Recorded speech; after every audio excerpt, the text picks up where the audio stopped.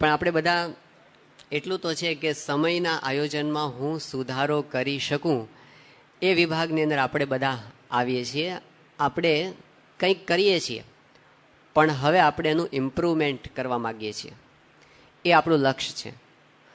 પણ ઇમ્પ્રુવમેન્ટનો અલ્ટિમેટ આપણું એમ કયું છે? તો આપણી શિબિરનો થીમ છે પૂર્ણ સફળતા. સમયનું આયોજન આપણે એવી રીતે કરવા માગીએ છીએ કે આપણે પૂર્ણ સફળતાને પ્રાપ્ત કરીએ.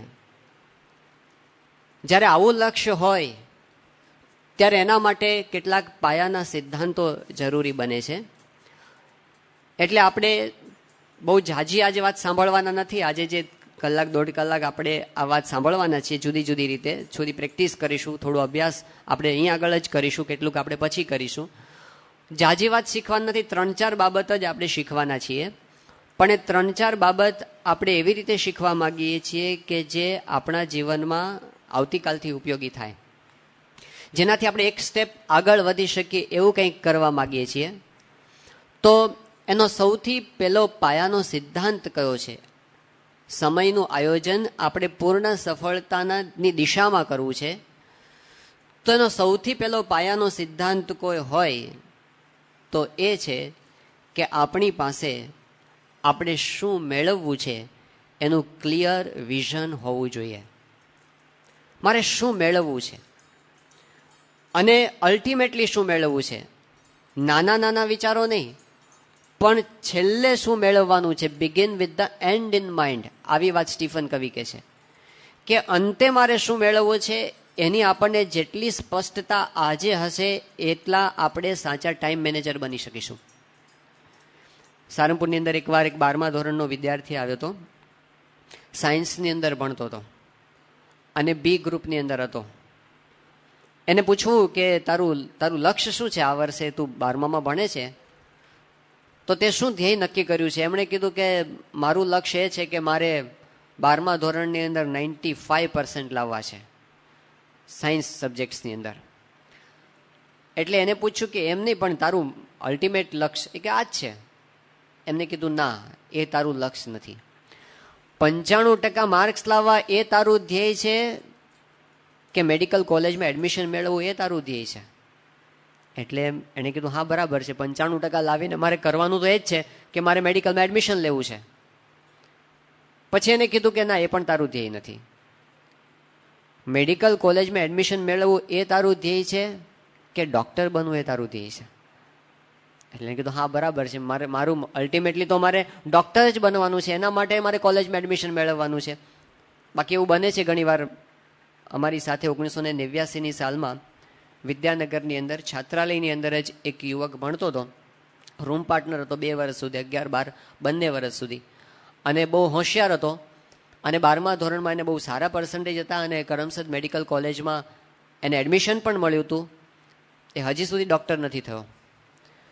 89ની સાલની વાત કરું છું.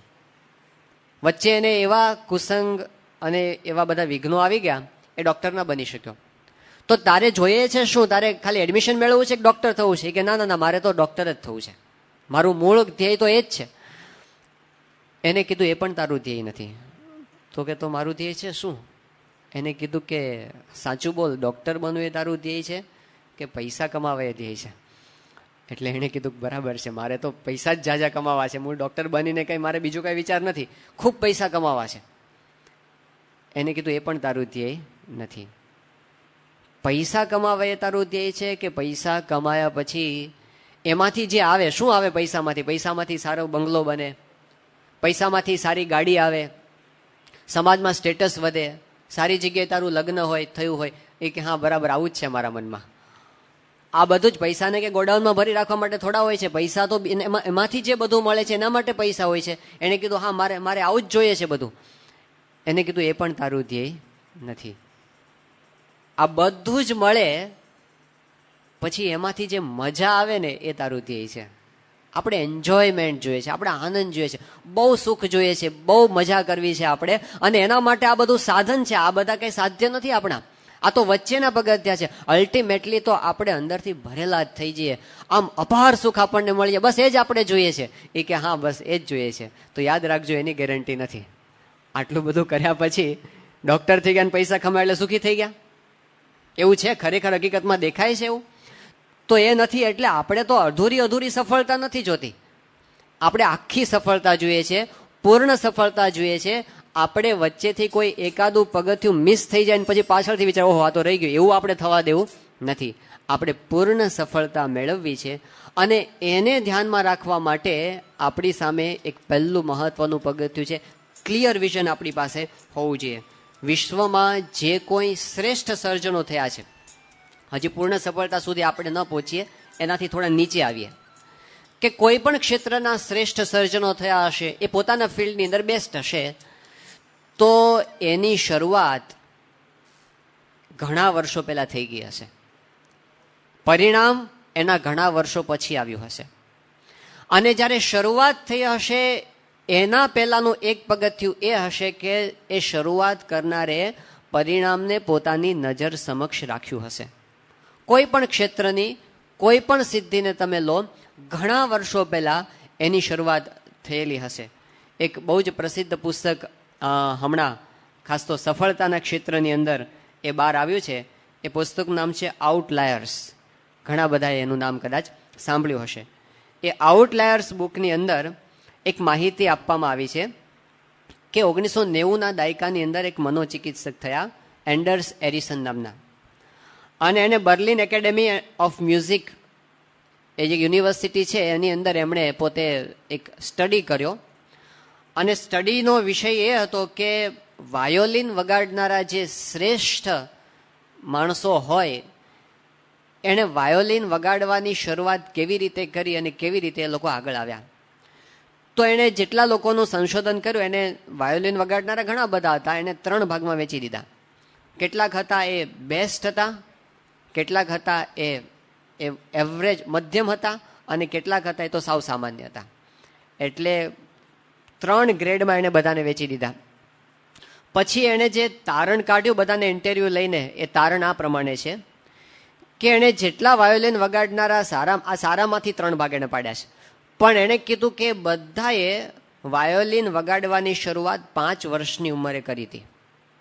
બીજી વાત કે શરૂઆતના 1 થી 2 વર્ષ લગભગ બધા 2-3 કલાક જેટલી અઠવાડિયામાં પ્રેક્ટિસ કરતા, અઠવાડિયામાં 2 થી 3 કલાક. પછી એણે વાત કરી કે જે લોકો નિપુણ થયા, જે લોકો એક્સપર્ટ થયા, જે લોકો પહેલા ગ્રેડની અંદર આવ્યા, એ લોકોએ 8 વર્ષની ઉંમરે બીજા કરતાં વધારે પ્રેક્ટિસ કરવાનું ચાલુ કરી દીધું હતું. અને આગળ વાત કરે છે કે 9 વર્ષની ઉંમરે શું પરિસ્થિતિ હતી, તો એમણે કીધું કે જે ખરેખર નિપુણ નીવડ્યા એ લોકો 9 વર્ષની ઉંમરે અઠવાડિયામાં 6 કલાક પ્રેક્ટિસ કરતા હતા. પછી એણે વાત કરી કે 12 વર્ષની જ્યારે ઉંમર થઈ ત્યારે એ લોકો અઠવાડિયાના 8 કલાક પ્રેક્ટિસ કરતા હતા. અને જ્યારે 20 વર્ષની ઉંમર થઈ ત્યારે એ લોકો અઠવાડિયાના 30 કલાક મહેનત કરતા હતા. પણ શરૂઆત એની 5 વર્ષની ઉંમરથી થઈ ગઈ હતી. રિઝલ્ટ ઘણું મોડું આવ્યું. દુનિયાના ક્ષેત્રમાં એવું છે, આપણને દેખાય છે, આપણે બધા ભણીએ છીએ. હવે કોઈ વ્યક્તિ એ પોતે FRCS ડૉક્ટર થયો 25 વર્ષની ઉંમરે, મને ખબર નથી કેટલી ઉંમરે થાય, પણ ધારો કે 25 વર્ષની ઉંમરે એક જણ થયો, તો એ જે FRCS થયો એમાં એ જે દિવસે કેજીની અંદર પહેલા દિવસે બેઠો હશે અને જે એકડો ભણ્યો હશે, જે ABCDનો A ભણ્યો હશે, જે કક્કાનો ક ભણ્યો હશે, એનો ફાળો ખરો કે નહીં? 100% ફાળો. પણ એનું રિઝલ્ટ આવતા એને 25 વર્ષ સુધી રાહ જોવી પડી. તો બહુ નાની વસ્તુથી એનો પાયો નંખાય છે મોટી વસ્તુને મેળવવા માટેનો.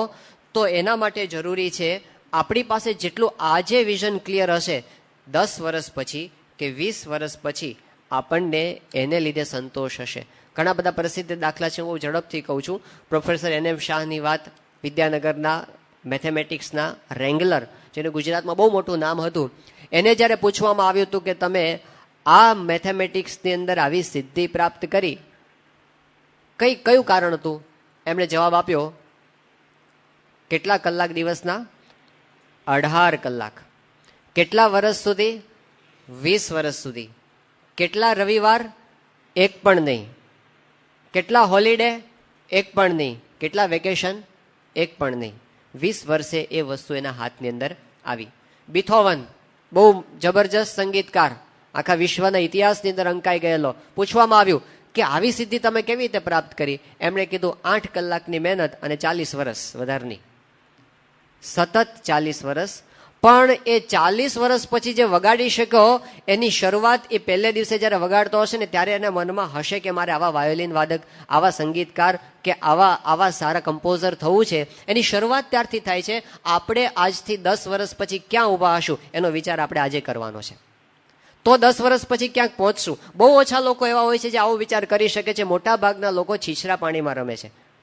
નાના નાના લક્ષ્ય એટલે આજનું હોય આજ પતાવો, એટલે કે આજ જેટલું દેખાતું એટલું કરવાનું, આગળનો બહુ વિચાર કરવાનો નહીં.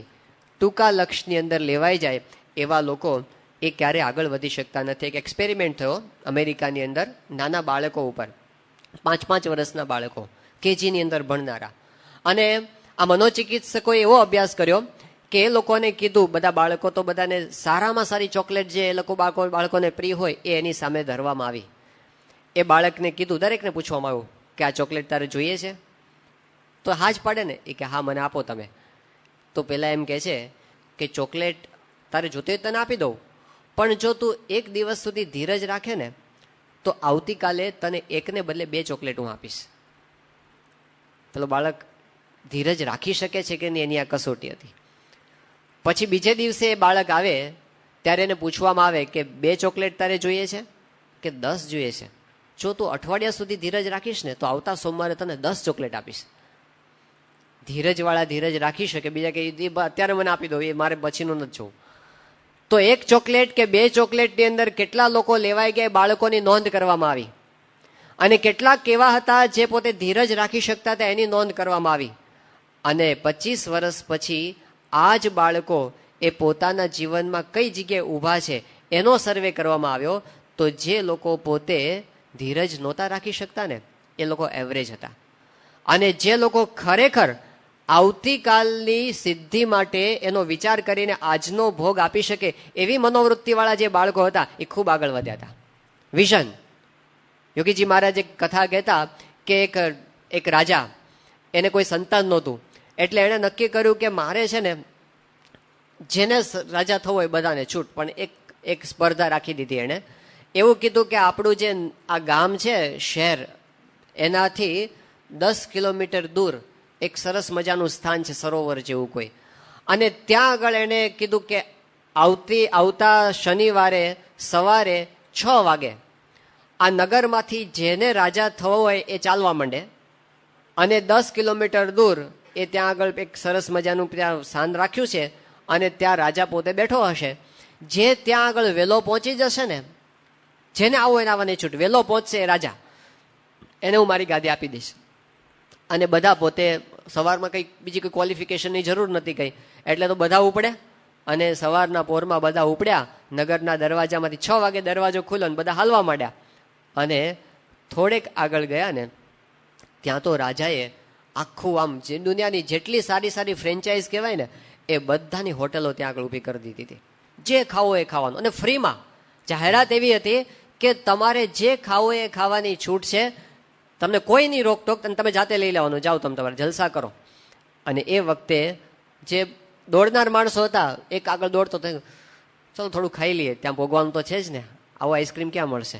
એટલે કોઈ એક આઈસ્ક્રીમની પેલો કપ ઉપાડ્યો, તો કોઈએ વળી એક પીઝા ઉપાડ્યું, તો કોઈ એક પછી બર્ગર ઉપાડ્યું, કોઈએ પેલું આ ઉપાડ્યું. અને પછી એક ખાધું તો બીજું સામે દેખાય, આ થોડું ખાઈ લઈએ. કેટલાક તો એમાં ને એમાં જ ફસાઈ ગયા. પણ અમુક જણા એવા હતા ને એ કે નાના ઊંધું ઘાલીને હાલવા જ માંડ્યા કે આમાં આપણે રોકાવું નથી, આપણે તો રાજા થવું છે. અને હજી આગળ ગયા ને 2 કિલોમીટર, ત્યાં તો દુનિયાના સારામાં સારા સંગીતકારો બધા ત્યાં આગળ સ્વાગત કરવા માટે ઊભા હતા. અને કે તમે જે તમે ફરમાઈશ કરો ને એ તમને મ્યુઝિક તમને સંભળાવે. અને પાછા નાચવાવાળા હતા કે તમે જેવું કેવું નાચી બતાવે. એટલે કેટલાક ત્યાં ફસાઈ ગયા, કેટલાક એનાથી આગળ ગયા. તો બહુ ધન હતું, એટલા બધા ધનના કોઠારો હતા બધા, અને સોના મહોરો હતી ને દાગીનાઓ હતા. અને કીધું તમારે જે લેવું એ લઈ લાવો, તમારું જ છે, મફત. તો ઘણા બધા ત્યાં ફસાઈ ગયા. રાજાની જે ગાદી હતી ને ત્યાં સુધી સાંજે 6 વાગ્યા સુધીમાં એક માણસ પહોંચ્યો, બાકી બધા રસ્તાની અંદર અટવાઈ ગયા. આપણને આ જરા મજાક જેવું લાગે. આવું કઈ દર બનતું હશે કે સામે રાજા થવાનું દેખાય છે અને માણસ આવી વસ્તુમાં ફસાઈ જાય છે? પણ એવું આપણા જીવનમાં થાય છે.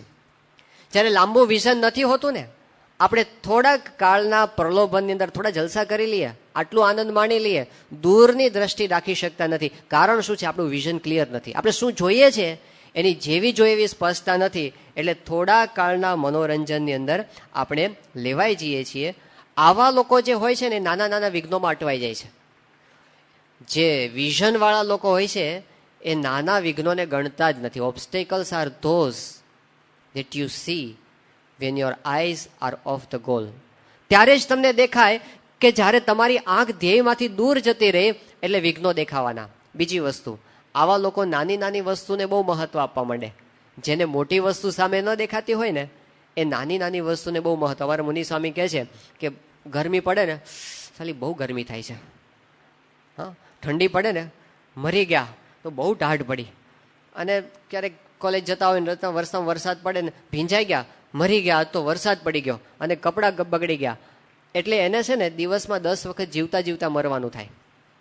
બધી બાબતો મરી ગયા. હવે આમાં શું મરવાનું?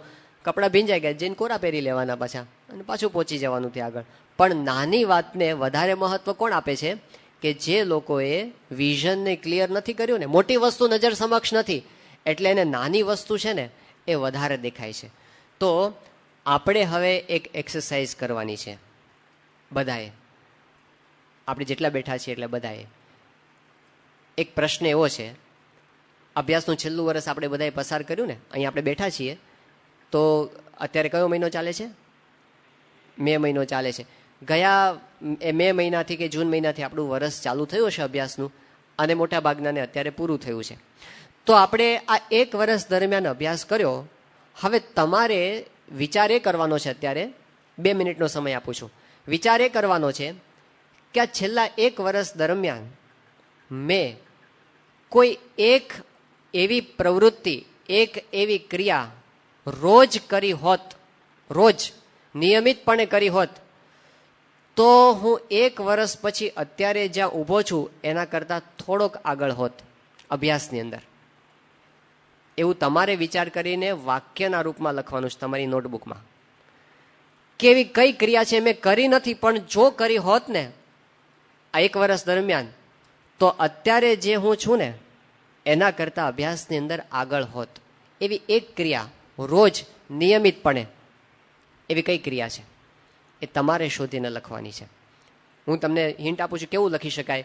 તો લખી શકાય કે મેં અઠવાડિયામાં 2 દિવસ રિવિઝન માટે ફાળવ્યા હોત, અથવા તો મેં રોજ નિયમિત ખાલી 1.5 કલાક ફાળવ્યો હોત. આવું કંઈક હોય એ તમારે નક્કી કરવાનું શું લખવાનું. એ 2 મિનિટનો સમય છે.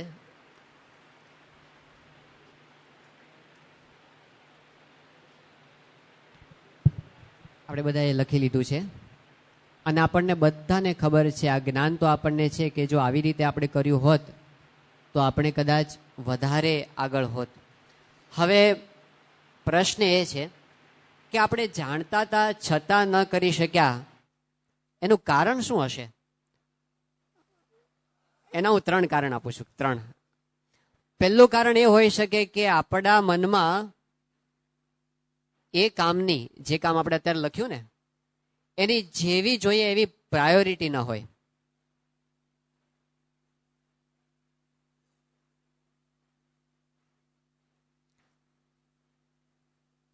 કારણ કે એક વસ્તુ નિશ્ચિત છે, તમે કોઈક કામ તો કર્યું જ છે આખો દિવસ દરમિયાન. કામ કર્યા વગર આપણે સૂવું પણ એક કામ છે, યાદ રાખજો. સૂવું પણ એક કામ છે, ગપ્પા મારવા એ પણ એક કામ છે, મેચ જોવી એ પણ એક કામ છે. તો આપણે દિવસ દરમિયાન કોઈક કામ તો કર્યું જ છે ને. ઘણા સારા કામ પણ કર્યા હશે, પણ આપણે ઘણા બધા કામ કર્યા છે. આ કામ ન કરી શક્યાનું કારણ શું? આપણે આ કામની જગ્યાએ બીજા કામને પ્રાયોરિટી આપી, એને વધારે મહત્વ આપ્યું. આ કામને આપણે ઓછું મહત્વનું ગણ્યું, બીજા કામને આપણે વધારે મહત્વનું આવ્યું. અથવા તો હું હવે થોડાક શબ્દો ફેરવીને એમ કહું છું કે કયું કામ વધારે મહત્વનું છે અને કયું કામ આપણને ઓછા મહત્વનું છે એની આપણને ખબર નથી. આવું હોઈ શકે કદાચ. કેટલાક માણસને ખ્યાલ ન હોય કે ખરેખર આ મહત્વનું છે એવો એને ખ્યાલ હોય નહીં. પહેલું કારણ આ હોય. બીજું કારણ તમે કહેશો કે ના ના એવું તો નથી ભાઈ, મને ખબર છે આ કામ મહત્વનું છે, એવું મને 100% ખબર છે, એટલે મારા મનમાં પ્રાયોરિટી તો એની છે. પણ છે ને પ્રશ્ન એ થાય છે કે મને છે ને એ કામ દિવસમાં ક્યારે કરવું એનું આયોજન કરતા આવડતું નથી.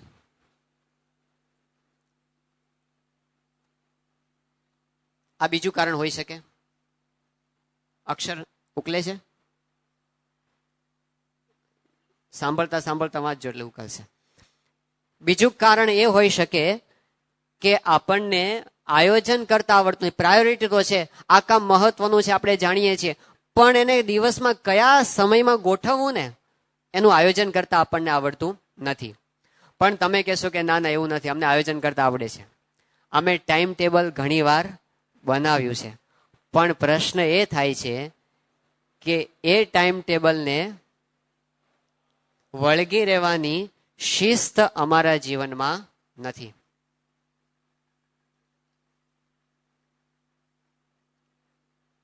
ટાઈમ ટેબલ બનાવી દીધું, નક્કી કર્યું, આજે ટાઈમ ટેબલ બનાવ્યું, કાલે ભૂલાઈ ગયું, પહેલા જ દિવસે ગાબડું પડી ગયું, અથવા 2 દિવસ ચાલ્યું, ત્રીજે દિવસે ગાબડું પડી ગયું. તો નક્કી તો કર્યું હતું, પણ એને વળગી રહેવાની શિસ્ત અમારામાં નથી. ચલો આ 3 માંથી કયું કારણ વધારે લાગુ પડતું એવું તમને લાગે છે? ત્રીજું કેટલા જણ કે છે? ધન્યવાદ. હકીકત એ છે મુખ્ય કારણ આ પહેલું છે, ત્રીજું નથી. તમે કહેશો કેમ? તો જે કામનું મહત્વ તમારા હૃદયની અંદર ખૂબ ઊંડાણપૂર્વક કોતરાઈ ગયું છે ને એ તમે કરવાના જ છો, કોઈ પણ સંજોગોમાં કરશો. વાઘ પાછળ દોડ્યો અને તમે કહો કે મને આળસ આવે છે દોડવાની, બને જ નહીં કોઈ દિવસ. મોસ્ટ પ્રાયોરિટીમાં આવી ગયું એ કામ, એટલે તમે કરવાના જ છો. જે વસ્તુનું ખરેખર મહત્વ તમને અંકાઈ ગયું ને એ કામ કરવાના છીએ. એનો અર્થ શું થયો કે ભલે આપણે કહેતા હોઈએ પણ હજી આપણે એ કામને પ્રાયોરિટી આપી નથી. કેમ નથી આપણી? વિઝન ક્લિયર નથી. આપણે શું જોઈએ છીએ આપણને સ્પષ્ટ નથી ને એટલે બીજા કામ છે ને એ એની જગ્યા લઈ જાય છે. એટલે અત્યારે આપણે એક કામ એ કરવાનું છે, સૌથી પહેલું કામ આપણે વિઝનને સ્પષ્ટ કરવાનું છે. અને વિઝનને શબ્દોમાં તમે મૂકો એટલે એના માટે શબ્દ કહેવાય છે મિશન સ્ટેટમેન્ટ. અત્યારે આપણે મિશન સ્ટેટમેન્ટ લખવાનું છે.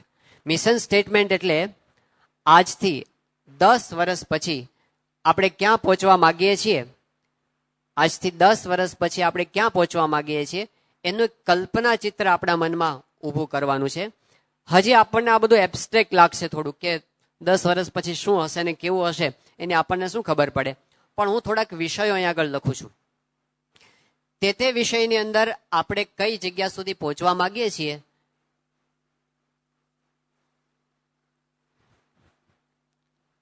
એ તમારે અહીંયા આગળ લખવાનું છે. એક વસ્તુ છે આર્થિક. અત્યારે કયા વર્ષમાં આપણે બેઠા છીએ? 2010. કઈ તારીખ છે? 4/5/2010. આ વાત થાય છે 4/5/2020 ની. 4/5/2020 ને દિવસે તમારી આર્થિક સ્થિતિ એ તમે કેવી જોવા માંગો છો? બીજી વસ્તુ, 4/5/2020 ના દિવસે તમે તમારી કૌટુંબિક પરિસ્થિતિ કેવી જોવા માંગો છો? લગભગ 2 સંતાનો બધાને ઓછામાં ઓછા હશે.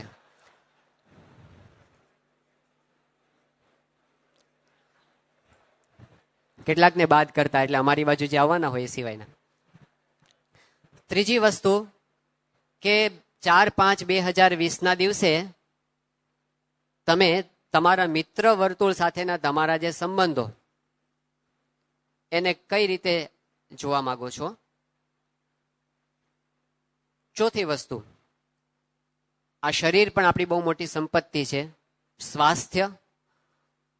તો સ્વાસ્થ્યની દ્રષ્ટિએ આજથી 10 વર્ષ પછી આપણે આપણા આપણી સ્થિતિને કઈ રીતે જોવા માંગીએ છીએ.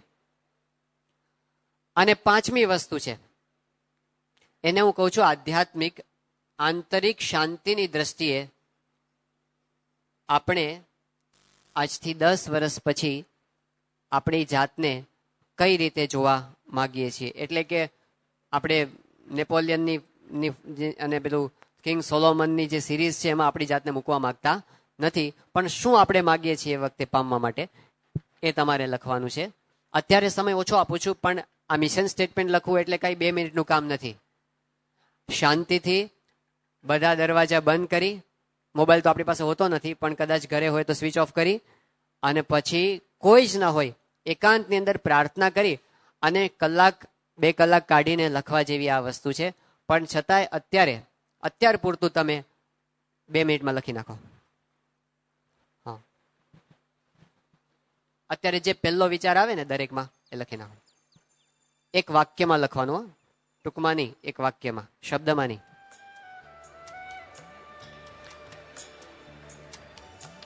કેટલા જણને લખાઈ ગયું? હાથ ઊંચો કરે જેટલા જણને લખાઈ ગયો. અડધી મિનિટ આપીએ છીએ. ચલો, શ્રી સ્વામિનારાયણ ભગવાનની જે મિશન સ્ટેટમેન્ટ આપણે લખ્યું એ આપણા જીવનનો ધ્રુવ કાંટો છે. હજુ આપણે 10 વર્ષ સુધી પહોંચ્યા, પણ હકીકતમાં તો આપણે અલ્ટિમેટ ગોલ સુધી પહોંચવાનું હોય છે. અત્યારે આપણે એક લાંબા ગાળાના ધ્યેયનો વિચાર કર્યો.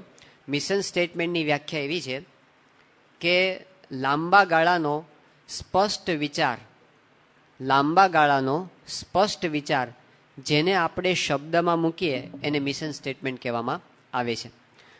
તો આ પહેલું પગથિયું આપણે જોયું અત્યારે કે આપણા મનની અંદર જેટલું વિઝન હશે એટલું આપણે ટાઈમ મેનેજમેન્ટ સારું કરી શકશું. હવે પછી બીજી બાબત આવે છે, એ છે આયોજનની. કે ગમે તેટલા સારા વિચારો આપણી પાસે હોય, પણ એક વસ્તુ હકીકત છે, આપણી પાસે સમય કેટલો છે? 24 કલાકનો છે. એ 24 કલાકની અંદર જ આપણે આ બધું ગોઠવીને આગળ વધવાનું છે. તો આના માટે જરૂર પડે છે વધારે બુદ્ધિપૂર્વકના આયોજનની, કેવળ મજૂરી નહીં. કેવળ મજૂરી કરવાથી તમે દોડવા માંડો, પહોંચી જાઓ લક્ષ્ય સુધી, એવું નથી બનતું. પરંતુ જરૂર હોય છે બુદ્ધિપૂર્વકની મહેનતની. તમે એક દ્રષ્ટાંત ઘણીવાર સાંભળ્યું છે કે ચાર્લ્સ સ્ટેમેટ્સની પાસે એકવાર એક કંપનીવાળા આવ્યા અને લોકોએ કીધું કે અમારી કંપનીનું આ એન્જિન બંધ પડી ગયું છે. ઘણા બધા પ્રયત્નો કર્યા પણ કંઈ ચાલતું નથી. એટલે એ પોતે ત્યાં આગળ પહોંચ્યા, એક્સપર્ટ હતા, અને એણે બધી યાંત્રિક તપાસ કરી અને એક હથોડો લીધો. કે હથોડો લાવો. હથોડો આવ્યો અને એણે એક જગ્યાએ હથોડો માર્યો અને ધડ કરતા બધા યંત્રો ચાલુ થઈ ગયા. એ તો પોતે જતા રહ્યા. બીજે દિવસે એણે બિલ મોકલ્યું $10,000. એટલે જે કંપનીના જે સંચાલકો હતા એમને થયું આ માણસે આવીને હથોડો મારવા છે, બીજું કોઈ કામ કર્યું નથી, $10,000 છે ના.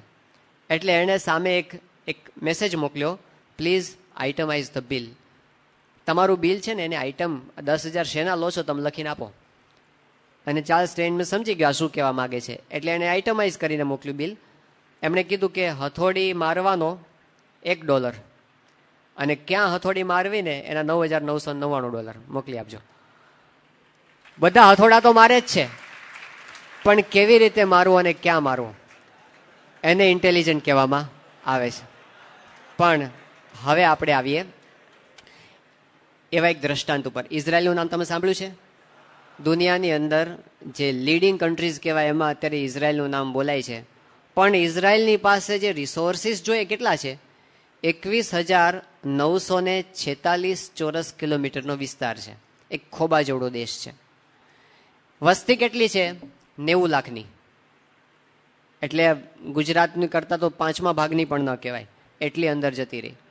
એટલી ઇઝરાયલ દેશની વસ્તી છે. અચ્છા, બીજી પરિસ્થિતિ કેવી છે? આજુબાજુ બધા જ દુશ્મનો છે. એક બાજુ લેબેનોન છે, બીજી બાજુ સિરિયા છે, ત્રીજી બાજુ જોર્ડન છે, ચોથી બાજુ ઇજિપ્ત છે. બધા મુસલમાન કન્ટ્રીઝ છે અને બધા કટ્ટર દુશ્મન છે. પેલેસ્ટાઇન પણ એનો દુશ્મન છે. આ બધા એના દુશ્મનો ભેગા થયા છે ઇજિપ્તની આજુબાજુ, એની વચ્ચે ઘેરાયેલો દેશ છે. બીજી એક વસ્તુ એ કે દેશમાં વરસાદ કેવો પડે છે, તો આખા દેશની અંદર 8 ઇંચથી વધારે વરસાદ પડતો નથી. એટલો ઓછો એ દેશમાં વરસાદ પડે છે, છતાં દુનિયામાં સારામાં સારી ખેતી કરે છે. આખી દુનિયામાં સારામાં સારી નારંગી જાફા એ ઇઝરાયલ એક્સપોર્ટ કરે છે બધા દેશોની અંદર. આ દેશની અંદર માણસો ઓછા છે, પણ એ લોકોએ જે એની ડિફેન્સ મિકેનિઝમ બનાવી છે આખા વિશ્વની અંદર વખણાય છે. તમે મોસાદનું નામ સાંભળ્યું છે કે એની જે સંરક્ષણ વ્યવસ્થા અને એની જે ઇન્ટેલિજન્સ છે એ આખી દુનિયામાં વખણાય છે. બીજી વસ્તુ, આખી દુનિયામાં સારામાં સારી કોમ્યુનિકેશન સિસ્ટમ પણ એ લોકોએ ડેવલપ કરી છે. માઇક્રોસોફ્ટનું અમેરિકાથી બહાર જો દુનિયામાં સૌથી મોટું હેડ સેન્ટર હોય તો ઇઝરાયલની અંદર છે. અને એ સિવાય બીજું ઘણું બધું એ દેશની અંદર આપણને વિશેષતાઓ જોવા મળે છે. તો રિસોર્સિસથી નથી. બીજી બાજુ યુગાન્ડા દેશ જો તમે, સારામાં સારા રિસોર્સિસ છે, સોના જેવી જમીન છે. એવું કહેવાય કે લાકડી ઉગાડો, રોપો છો ને સાંજ બીજે દિવસે સવારે એમાંથી કોટા ફૂટી નીકળે એવી સારી જમીન છે. અને બધી રીતે તમે જુઓ, ત્યાં આગળ પાણી છે, ત્યાં આગળ જમીન છે, ત્યાં આગળ વરસાદ છે, ખનીજો છે, બધું છે. પણ છતાંય ભૂખમરાની અંદર, છતાંય પાયમાલ દેશ. કારણ શું? રિસોર્સિસનો ઉપયોગ કરવા માટેની આયોજન શક્તિ જ્યારે ન હોય ત્યારે એ બધા ફેલ જાય છે. તો એટલા માટે આયોજન જરૂરી છે. આયોજનથી શું થાય? તો ચાર પાંચ વસ્તુ આપણે સમજવાના છે. સૌથી પહેલી વસ્તુ એ કે સમયનું આયોજન જો આપણે કરશું ને તો આપણને પહેલો મોટો લાભ એ થશે, આપણે નાના નાના ટાઈમ સ્લોટનો ઉપયોગ કરી શકશું, જે આપણે અત્યારે નથી કરી શકતા. કોને નાના ટાઈમ સ્લોટ કહેવાય? ઉદાહરણ આપું તમને. પૂજ્ય ડૉક્ટર સ્વામી ઘણી વખત વાત કરે છે, મહાત્મા ગાંધી જ્યારે કોઈને મુલાકાત એને મળવા માટે આવતો હોય, એને મુલાકાત આપતા હોય, તો એની રીત કેવી હતી કે થોડાક લોકો વેઇટિંગમાં દૂર બેઠા હોય, એક માણસ એની સાથે વાત કરતો હોય, એ વાત પૂરી થઈ જાય, એ ઊભો થઈને જાય ને પછી બીજો માણસ ત્યાં આગળ આવે. આ એક માણસ જેની સામે બેઠો હોય એની વાત પૂરી થાય અને ઊભો થઈને જાય, અને જે બીજો માણસ દૂર બેઠો હોય એ ઊભો થઈ નહીં આવે, એની વચ્ચે જે થોડોક સમય મળે એ કદાચ એકાદ મિનિટનો હોય કે અમુક વખત તો અમુક સેકન્ડ્સનો હોય, પણ એ 1 મિનિટ કે અમુક સેકન્ડ્સ એનો કયો ઉપયોગ કરવો, એનો શું ઉપયોગ કરવો, એનું આયોજન ગાંધીજી પોતે કરતા હતા. નાના નાના ટાઈમ સ્લોટ્સનો ઉપયોગ. પ્રમુખ સ્વામી મહારાજ 1994ની સાલમાં ઇંગ્લેન્ડથી અમેરિકા જતા હતા, અને એ વખતે સ્વામીશ્રી પોતે પત્રલેખન કરતા હતા, અને એમનો આરામનો સમય થયો એટલે સ્વામીશ્રી પોતે બાથરૂમમાં ગયા, અને એ દરમિયાન સેવક સંતો હતા એ સ્વામીશ્રી આરામ કરી શકે એવી વ્યવસ્થા કરતા હતા એમની સીટ ઉપર. સ્વામીશ્રી પોતે જ્યારે પાછા આવ્યા ત્યાંથી બાથરૂમમાંથી, અને એ વખતે સેવક સંતો હજી બધું હરખું કરતા હતા, ગોઠવાનું નહોતું. તો સ્વામીએ જોયું, એમને ખબર પડી ગઈ કે આ હજી 1-2 મિનિટ જશે, આની અંદર હજી 1-2 મિનિટમાં આ પૂરું નહીં થાય. એટલે સ્વામીએ ઊભા એ 1-2 મિનિટની અંદર 2 કાગળ વાંચી લીધા. નાના ટાઈમ સ્લોટ્સનો ઉપયોગ એ કોણ કરી શકે? તો જેને આયોજન કરતા આવડે કરી શકે. નહીં તો આપણી પરિસ્થિતિ કેવી થાય છે, હવે અંતરદ્રષ્ટિનો વિષય આવ્યો, કે આપણને અમુક વખત નાના ટાઈમ સ્લોટ મળે છે. દાખલા તરીકે 2 પીરિયડ વચ્ચેનો ગેપ મળ્યો 5 મિનિટનો, શું કરવું? કોઈ આયોજન નથી, એટલે બસ બેસી રહેવાનું. આપણે સભાની અંદર જવાનું છે, સાંજની સભાની અંદર 10 મિનિટની વાર છે, શું કરવાનું? કંઈ નહીં કરવાનું. આમ 10 મિનિટમાં શું થાય? કંઈ ન થાય. ટ્યુશનમાં જવાનું છે, હવે સાહેબ આવ્યા નથી, 2 મિનિટની વાર છે, શું કરું? 2 મિનિટમાં તો કશું ના થાય. આપણે જવાનું છે કોલેજ જવા માટે, રસ્તામાં શું કરવાનું? કંઈ નહીં કરવાનું. આપણે બધા આવ્યા આ પોતપોતાના છાત્રાલયમાંથી અહીંયા, એ દરમિયાન રસ્તામાં ટ્રાવેલિંગમાં શું કરવાનું? કંઈ નહીં કરવાનું. જે વાત આવે, વાતને કોઈ વિષય નથી હોતો, જે વિષય આવે. હમણાં પૂજ્ય મહંત સ્વામી એક સરસ વાત કરી હતી. એમણે કીધું કે વૃથા વાદ, વૃથા વિચાર, વૃથા વિહાર. કામ વગરની વાતોમાં આપણો સમય કેટલો બધો જતો હોય છે. એનું કારણ શું છે? આપણી પાસે આયોજન નથી ને, એટલે આપણને આ ટાઈમ તો વેસ્ટ કરવા માટે જ છે. એમાં શું વેસ્ટ કરવામાં વાંધો છે? અને આપણે વેસ્ટ કરીએ છીએ. વૃથા વાદ, અને વાતનો કોઈ વિષય હોતો નથી. જેમ પેલા એક નેતા હતા, એ પ્રવચન કરવા માટે ઊભા થયા. સ્વતંત્રતા દિન હતો 15મી ઓગસ્ટનો, અને ઊભા થયા કે આજે 15મી ઓગસ્ટ છે, આજે ભારતનો સ્વતંત્રતા દિન છે. ભારતને સ્વતંત્રતા અપાવનારની અંદર ઘણા બધા મહાપુરુષોએ પોતે સમર્પણ કરેલું છે. એવા મહાપુરુષોની અંદર એક એ જવાહરલાલ નહેરુ હતા. જવાહરલાલ નહેરુને ગુલાબ બહુ પ્રિય હતા. ગુલાબ છે ને એ કાશ્મીરની અંદર સારા થાય છે. જોકે કહેવાય છે કે કાશ્મીરની અંદર પેલા વાઘ પણ થતા હતા. જોકે વાઘ અને સિંહ છે ને ગીરની અંદર પણ થાય છે. પણ સૌરાષ્ટ્રની એક મોટી એક સમસ્યા એ છે કે આપણે ત્યાં વરસાદ હમણાં બહુ ઓછો આવવા માંડ્યો છે. કારણ આપણે પર્યાવરણ પ્રત્યે જાગૃત નથી, આપણે બીજી ઘણી બાબતમાં જાગૃત નથી. પણ ભારતના લોકોને જો જાગૃત કરવા હશે તો શિક્ષણની જરૂર પડશે. પણ શિક્ષણમાં જો નડતરરૂપ હોય ને તો આજનું ક્રિકેટ છે. જોકે ક્રિકેટમાં સચિન તેંડુલકર સારું રમે છે. જોકે દુનિયામાં બીજા બધા દેશોમાં પણ જોકે ક્રિકેટ કરતાં ફૂટબોલની હમણાં વધારે માંગ છે ને લોકોને એ ગેમ વધારે ગમતી હોય છે, કારણ કે ઉત્તેજનાત્મક ગેમ હોય છે. પણ ઉત્તેજના માટે કેટલાક લોકો તો વ્યસન પણ કરતા હોય છે.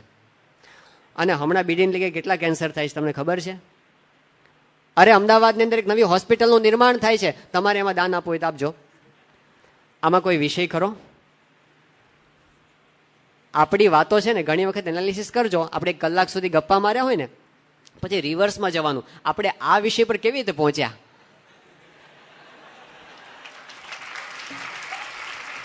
નહીં મળે આપણને વિષય, ઘણી વખત યાદ પણ નહીં આવે આપણે આ વાત પર કેવી રીતે ચડી ગયા ને એનો અર્થ કોઈ લક્ષ્ય જ નથી. જે આવ્યું એ દીધે રાખો, જે આવ્યું એ દીધે રાખો.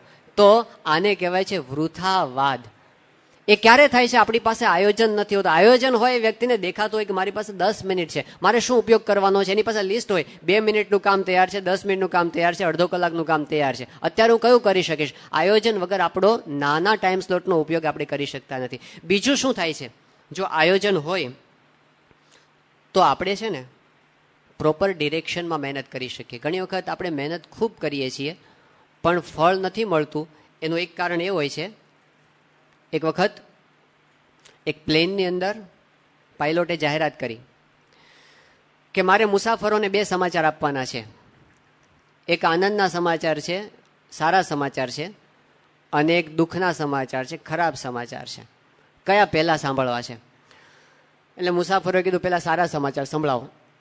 એટલે પાયલોટે જાહેરાત કરી કે સારા સમાચાર એ છે કે આપણું પ્લેન અત્યારે ઘણું બધું ઊંચાઈએ ઉડે છે, એની મેક્સિમમ સ્પીડમાં અત્યારે આપણું પ્લેન જઈ રહ્યું છે, એન્જિનને બધું વ્યવસ્થિત ચાલે છે, સારું છે, એન્જિન ખોટકાયેલું નથી, અને વાતાવરણ પણ બહાર ઘણું બધું સારું છે, વાતાવરણમાં કોઈ પ્રશ્ન નથી. એટલે બધા બહુ રાજી થયા. સારું, તો હવે ખરાબ સમાચાર શું છે કહો?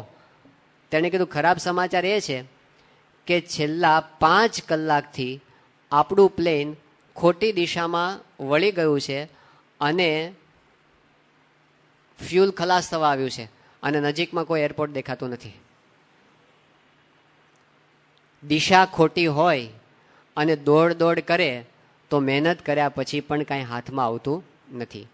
તો લાભ આપણને એ થાય કે જો આપણી પાસે પ્રોપર ડિરેક્શનમાં મહેનત કરવાની આપણી દાનત હોય તો એના માટે જરૂર છે આયોજનની. ત્રીજી વસ્તુ છે આયોજન શું કરે છે? જો આયોજન હોય ને તો આપણું ટેન્શન ઓછું થાય. પરીક્ષાના દિવસે આપણને કેમ ટેન્શન હોય છે? હમણાં આપણે એક પ્રશ્ન આ પ્રશ્નાવલીની અંદર હતો કે પરીક્ષાને દિવસે આપણને એવો વિચાર આવે છે કે આવતી વખતે વ્યવસ્થિત મહેનત કરવી છે. આ નવું સેમિસ્ટર આવે ને એમાં તો પહેલે દિવસથી આપણે મહેનત કરવી છે, આવું થવા દેવું નથી. આવું દરેક વખતે વિચાર. એક વાંદરો હતો અને છે ને રાતના ઠંડી બહુ પડે અને એને થાય કે હાળું રોજ રાતે વિચાર આવે ને કે હાળી ઠંડી પડે ને આખી રાત ઠૂઠવાવું પડે છે ને આવતીકાલે સવારે ઉઠું ને એટલે પહેલું કામ એ કરવું છે આપણે છે ને એક સરસ ઘર બનાવી દેવું છે. આ માણસો કેટલા શાંતિથી ઘરમાં રહેશે જુઓ ને. અને આપણે ઝાડ ઉપર ઠૂઠવાવાનું ઠંડીની અંદર, કાલ આપણે ઘર બનાવી દેવું છે. આખી રાત બેઠો બેઠો આયોજન કરે કે શું કરશું, આમ કરશું, તેમ કરશું. સવાર પડે ને તડકો પડે ને એટલે બધું ભૂલી જાય. અને પછી જેવો સાંજ પડે ને પાછું ઠંડી પડે ને એને યાદ આવે કાળું ઘર બનાવવા જેવું ખરું. સેમિસ્ટર ચાલુ થાય ને ભૂલાઈ જાય, એક વેકેશન પસાર થાય ભૂલાઈ જાય, પણ પૂરું થવાનું હોય ત્યારે વિચાર આવે કે આવતી વખતે આવું થવા દેવું નથી. તો જો પહેલે દિવસથી જે વ્યક્તિ જાગૃત હોય એને છેલ્લે દિવસે ટેન્શન ઓછું હોય, તો આપણા ટેન્શનને ઓછું કરીને આપણે સારું કામ કરવું હોય, કોન્ફિડન્સ સાથે આપણે જો આપણી પરીક્ષાઓને ફેસ કરવી હોય તો એના માટે જરૂરી છે આપણું આયોજન વ્યવસ્થિત હોવું જોઈએ. ચોથી વસ્તુ એ છે કે આપણા ઘણા બધા રોલ્સ છે એને આપણે ન્યાય આપી શકીએ. આ બહુ મહત્વની વસ્તુ છે.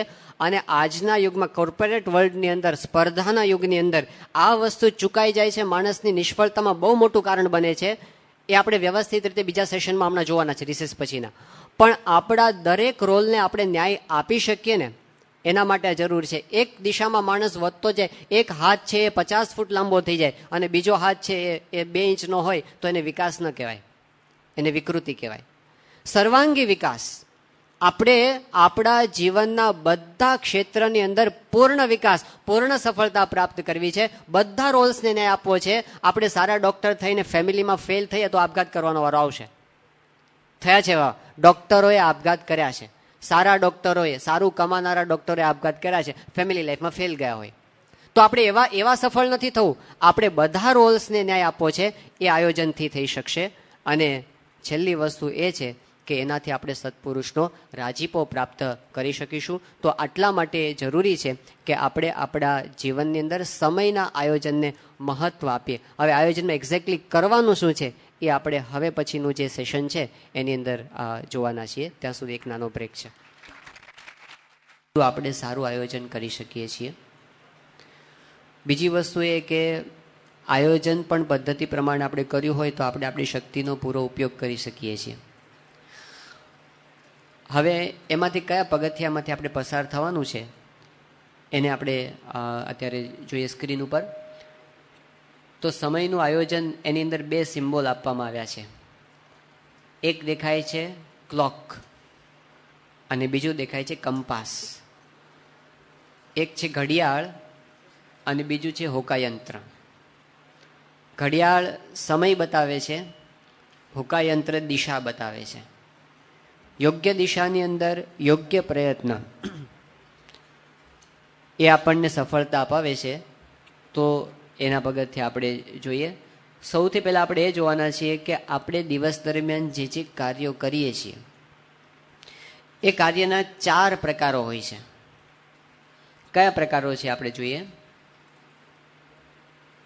4. એમાં પહેલી દ્રષ્ટિ એ છે, આ 4 ખાના જે દેખાય છે ને, પહેલું, બીજું, ત્રીજું ને ચોથું ક્વોડ્રન્ટ. આપણે એને ગણિતની ભાષામાં યામ કહીએ છીએ, ક્વોડ્રન્ટ કહીએ છીએ. તો આ જે આડી રેખા છે એની ઉપરના જે કાર્ય છે ને એ બધા કેવા છે? ઇમ્પોર્ટન્ટ, એટલે કે એ બધા મહત્વના કાર્યો છે. આ રેખાની નીચેના જેટલા કાર્યો દેખાય છે એ બધા નોટ ઇમ્પોર્ટન્ટ, એટલે કે મહત્વ વિનાના કાર્યો. આપણે આપણા કાર્યને 2 ભાગમાં વહેંચી શકીએ. કેટલાક ભાગ ઇમ્પોર્ટન્ટ છે કેટલાક કાર્યો, અને કેટલાક કામ નોટ ઇમ્પોર્ટન્ટ છે. નેક્સ્ટ, એ જ રીતે આપણા કામને બીજી 2 રીતે આપણે વહેંચી શકીએ. એમાંથી કેટલાક કાર્યો એવા છે કે જે અર્જન્ટ હોય છે અને કેટલાક કાર્ય એવા હોય છે કે જે અર્જન્ટ નથી હોતા. અર્જન્ટનું ગુજરાતી કર્યું છે તાત્કાલિક કરવા પડે એવા કાર્યો, અને નોટ અર્જન્ટ, તાત્કાલિક ન કરવા પડે એવા કાર્યો. તો ફરી વખત આપણે આપણા કાર્યને 2 વિભાગમાં વહેંચીએ. આ ઊભી જે રેખા છે વાય એક્સિસ, એની આ બાજુ જે છે એ અર્જન્ટ કામ છે અને એની ઓલી બાજુ જે કામ છે એ બધા નોટ અર્જન્ટ છે. ફરી વખત, ઉપરના કાર્યો છે આ 2ની અંદર એ ઇમ્પોર્ટન્ટ છે, આ નોટ ઇમ્પોર્ટન્ટ છે. આ બાજુ જે કાર્ય છે ફરી આગળનું, આ અર્જન્ટ છે, આ 2 નોટ અર્જન્ટ છે. એટલે હવે આ 2 પૃથક્કરણને આપણે ભેગા કરીએ તો આપણા કાર્ય કેવા 4 પ્રકારના થઈ શકે એ જુઓ. તો કે પહેલા ક્વોડ્રન્ટમાં છે એ અર્જન્ટ છે અને ઇમ્પોર્ટન્ટ છે. આ ક્વોડ્રન્ટમાં એવા કાર્યો આવશે જે અર્જન્ટ પણ હશે અને ઇમ્પોર્ટન્ટ પણ હશે. બીજામાં એવા આવશે કે જે પોતે અર્જન્ટ નથી પણ ઇમ્પોર્ટન્ટ છે. ત્રીજા એવા છે કે જે અર્જન્ટ છે પણ ઇમ્પોર્ટન્ટ નથી. અને ચોથા એવા છે જે અર્જન્ટ પણ નથી અને ઇમ્પોર્ટન્ટ પણ નથી. ઉદાહરણથી આ વસ્તુની આપણને ખબર પડશે. આગળ, અર્જન્ટ અને ઇમ્પોર્ટન્ટ એવા કયા કામ છે આપણા ક્રમની અંદર આવતા હોય એવા? તો ઉદાહરણ તરીકે પરીક્ષા. આવતીકાલે જ પરીક્ષા છે, તો આપણા માટે આવતીકાલની જે પરીક્ષા છે એ કેવું કામ કહેવાય? અર્જન્ટ પણ છે અને ઇમ્પોર્ટન્ટ પણ છે. તમારે ઇન્ટરવ્યૂ આપવાનો છે કોઈ જગ્યાએ, નોકરી માટે, અને તમારે એ સમયે જ હાજર થવું પડે એમ છે, એ કામને ઠેલી શકાય એવું નથી. એ અર્જન્ટ પણ છે અને ઇમ્પોર્ટન્ટ પણ છે. કોકના લગ્ન જો ગોઠવાયા હોય તો એ તો બહુ જ અર્જન્ટ કામ પણ કહેવાય અને ઇમ્પોર્ટન્ટ પણ કામ પણ. એને ઠેલી ન શકાય કે હવે 2 દિવસ પછી પરણશું, એમ નહીં. હવે તો ડેટ આવી ગઈ એટલે એને એના માટે અર્જન્ટ પણ થઈ ગયું અને જીવનનું મહત્વનું કાર્ય પણ છે. સ્વામી બાપા સાથે મુલાકાત ગોઠવાની હોય આપણી, અઠવાડિયા પહેલાંથી આપણે એની એપોઇન્ટમેન્ટ લઈ લીધી હોય અને આપણને ડેટ આપી દીધી હોય અને બાપા સાથે મુલાકાત ગોઠવાઈ ગઈ હોય ને પછી આપણે એને ઠેલવાનું હોય નહીં. એ અર્જન્ટ કામ પણ છે અને ઇમ્પોર્ટન્ટ કામ પણ છે. આની અંદર બીજા ઘણા તમે ઉમેરી શકો લિસ્ટની અંદર કે કોને અર્જન્ટ કહેવાય ને ઇમ્પોર્ટન્ટ, પણ આપણા મનમાં સ્પષ્ટ થયું કે જે કામ તાત્કાલિક કરવા પડે હોય અને મહત્વના હોય એ આમાં આવશે. બીજો ભાગ, હા, પહેલા ક્વોડ્રન્ટનું રિઝલ્ટ શું છે? પહેલો ક્વોડ્રન્ટ આપણને હંમેશા આ 2 વસ્તુનો અનુભવ કરાવશે. એક કયું છે? ટેન્શન. બીજી વસ્તુ છે ઇમરજન્સી. ક્યારે કરાવે? જો એ કામ પૂરું ન થયું હોય તો. દાખલા તરીકે આપણી પરીક્ષા આવી ગઈ છે, છેલ્લા દિવસે આપણે વાંચવા બેઠા છીએ અને આપણે 2 ચેપ્ટર બાકી છે. એ વખતે આપણે જે અનુભવ કરતા હોઈએ, છેલ્લી રાત આપણે આખી રાત જાગીએ, એ શું બતાવે છે? આપણે એ વખતે પહેલા ક્વોડ્રન્ટમાં જીવીએ છીએ. અત્યારે આપણે ઇમરજન્સીના ક્વોડ્રન્ટમાં છીએ અને ટેન્શનના ક્વોડ્રન્ટની અંદર છીએ. આ પહેલું ક્વોડ્રન્ટનું લક્ષણ આ છે કે હંમેશા આપણને આવા ક્ષેત્રની અંદર રખાવે. બીજો ભાગ, કેટલાક કામ એવા છે કે જે અર્જન્ટ હોય છે પણ ઇમ્પોર્ટન્ટ નથી હોતા. અહીં ભૂલ થાપ ખાઈ જવાની સંભાવના છે. આપણે મોટા ભાગે ભૂલ ક્યાં કરીએ છીએ કે અર્જન્ટ કામ હોય ને એ આપણને એવી ભ્રાંતિ કરાવે કે આ ઇમ્પોર્ટન્ટ છે. ફરી વખત યાદ રાખજો, અર્જન્ટ કામ એવી ભ્રાંતિ કરાવે કે આ ઇમ્પોર્ટન્ટ છે પણ ઇમ્પોર્ટન્ટ ન હોય. ઉદાહરણ જુઓ, કેટલાક મહત્વ વિનાના ફોન કોલ. આપણી પાસે એક પ્રશ્ન એવો હતો, આપણે જે અંતરદ્રષ્ટિ કરી એમાં, કે હું બધા ફોન હેતુસર જ કરું છું, મારા કોઈ પણ ફોન હેતુ વગરના હોતા નથી. આ જગ્યા એવી છે ને, જે લોકો મોબાઈલ ફોન રાખે છે એ બધાને આ અનુભવ થાય છે કે એમનો ઘણો બધો સમય કામ વગરના ફોન કોલમાં જાય છે. આપણને જે ખબર પડે છે ને કે કેમ ના પાડે છે છાત્રાલયની અંદર, અઘરું પડે છે આપણને બધાને કે ભાઈ મોબાઈલ ફોન તો તમે રાખવા જ દો. સાચી વાત છે, એ બહુ આજના જમાનાની અંદર આપણને કેટલીક સુવિધાઓ આપે છે અને એનાથી કેટલાક કામ પણ થાય છે, આપણને સગવડનો અનુભવ થાય છે. પણ એને લીધે કેટલાક બહુ ગંભીર નુકસાનો થતા હોય. એમાંનો એક આ છે કે મહત્વ વિનાના ફોન કોલ. આપણે અગત્યનું કામ કરતા હોઈએ, તમારે શાંતિથી 1 કલાક જો વાંચન કરવું હોય અને તમારી પાસે મોબાઈલ ફોન હોય તો કામ શું કરવું પડે? સ્વિચ ઓફ કરી જ દેવો પડે. એને તમે સામે રાખીને બેઠા એટલે તમારો ટાઈમ ખાઈ જ જશે. વચ્ચે આવશે એટલે તમને ઉપાડવાનું મન થશે જ, વચ્ચે SMS આવશે કંઈક, તમને જોવાનું મન થશે જ, અને જોયું એટલે તમારી 1 મિનિટ નથી બગડતી. એ જોયું એટલે એનો વિચાર કરશો, વિચાર કરશો તો રિપ્લાય આપવાનો વિચાર આવશે, એટલે તમારું એકાગ્રતા ડોળાઈ જશે. એટલે આ કામ એવા છે, અર્જન્ટ દેખાય છે, ઇમ્પોર્ટન્ટ નથી. આ મેચની વાત કરી છે. આજે ઇન્ડિયા અને પાકિસ્તાનની વચ્ચે 2020ની મેચ હોય, આજે જ હોય. તમારે જો જોવી હોય તો ક્યારે જોવી પડે? આજે જ જોવી પડે. એટલે તાત્કાલિક તો કહેવાય, અર્જન્ટ જ કહેવાય ને, પણ ઇમ્પોર્ટન્ટ નથી. એનાથી આપણા જીવનની અંદર કોઈ બહુ મોટો પોઝિટિવ ચેન્જ આવી જવાનો હોય એવું નથી થવાનું. એટલે ઇમ્પોર્ટન્ટ કામની સિરીઝની અંદર એનો નંબર પાછળ આવે છે. પછી ઓહો, તમારી મુલાકાત સચિન તેંડુલકર સાથે એમ મળવું એટલે કઈ રીતે? મુલાકાત નથી ગોઠવાની, પણ એ આવ્યો છે આપણા શહેરની અંદર અને આપણે એને જોવા જવું છે. એને જોવા જવું હોય તો આજે જ જવું પડે, કાલે જાવ જતો રહે પાછો. એટલે આજે જો એને જોવા જવું હોય તો આપણે તાત્કાલિક જવું પડે. એ અર્જન્ટ કામ છે, ઇમ્પોર્ટન્ટ કામ નથી. નેક્સ્ટ, આ ત્રીજું છે ને ઇમ્પોર્ટન્ટ, એ આપણને શું બતાવે છે? સતત વ્યસ્તતા. આવા લોકો બહુ વ્યસ્ત તમને દેખાય, બિઝી બહુ દેખાય, પણ કંઈ પરિણામ હોય નહીં. ખોટું બિઝીનેસ, ભ્રાંતિવાળી બિઝીનેસ એ આપણને અનુભવ કરાવે એવું આ ત્રીજું ક્વોડ્રન્ટ છે. ચોથામાં જઈએ, ચોથું ક્વોડ્રન્ટ એવું છે એની અંદરના જે કામ છે ને અર્જન્ટ પણ નથી અને ઇમ્પોર્ટન્ટ પણ નથી. આના ઉદાહરણ તમે આપો, આપણે સ્ક્રીન પર જોઈએ પહેલા. કેટલાક કામ એવા હોય છે અર્જન્ટ પણ નથી અને ઇમ્પોર્ટન્ટ પણ નથી. કોણ કહેશે? કોઈ પણ બોલી શકે વચ્ચેથી. બોલો. શું? ગપ્પા મારવા. સરસ, બરાબર. પછી એ તમે ઉભા થઈને બોલો. વધારે પડતી ઊંઘ. સરસ, શબ્દ પ્રયોગ પણ સારો છે. ઊંઘ એ ચોથો ક્વોડ્રન્ટમાં ના આવે, પણ વધારે પડતી ઊંઘ છે એ ચોથા ક્વોડ્રન્ટમાં આવે. પછી ટીવી. સરસ, ટીવી બરાબર છે, ટેલિવિઝન. અને સાવ છેલ્લે છે, બોલો, મોટા અવાજે બોલજો ને એ અવાજ નહીં પહોંચે. હા, શું કે છે? રખડવું. એમને અમથી ફરકલી મારવા જવું. જો એના ઉદાહરણો જોઈએ આપણે. વધુ પડતો આરામ, વ્યર્થ ચર્ચા, ઇન્ટરનેટ, એના ઉપરનું જે ચેટિંગ હોય છે એ. ઇન્ટરનેટ એટલે બધું ઇન્ટરનેટ નહીં, કેટલાક અગત્યના સારા સાચા કામ હોય છે, પણ એની અંદર જે નકામું ઇન્ટરનેટમાં આપણે સમય આપણે બગાડીએ છીએ એ. અને ન્યૂઝપેપર બધા નકામા હોય છે એવું નથી હોતું, પણ ન્યૂઝપેપરની અંદર આપણે પહેલા પાનાથી છેલ્લા પાના સુધી લીટીએ લીટી વાંચીએ અને પછી માથે હાથ મૂકીને બેસીએ કે આ દુનિયાનું શું થશે. એ ન્યૂઝપેપરની અંદર જે ખોટો ટાઈમ આપણો બગડે છે એ આ ચોથું ક્વોડ્રન્ટ. એ કેવું છે? એનું રિઝલ્ટ શું છે? એ બિન જવાબદારી આપણને બતાવે છે કે આપણને આપણા કાર્યની કોઈ જવાબદારી જ નથી. આપણી પાસે કોઈ નિશાન જ નથી કે આપણે શું કરવા માંગીએ છીએ. અને સમય અને શક્તિનો વ્યય એ ચોથા ક્વોડ્રન્ટની નિશાની છે. અને હવે સૌથી મહત્વનો ક્વોડ્રન્ટ આવે છે, આ બીજો છે, સૌથી મહત્વનો. સારામાં સારા સમયના આયોજક કોણ કહી શકાય?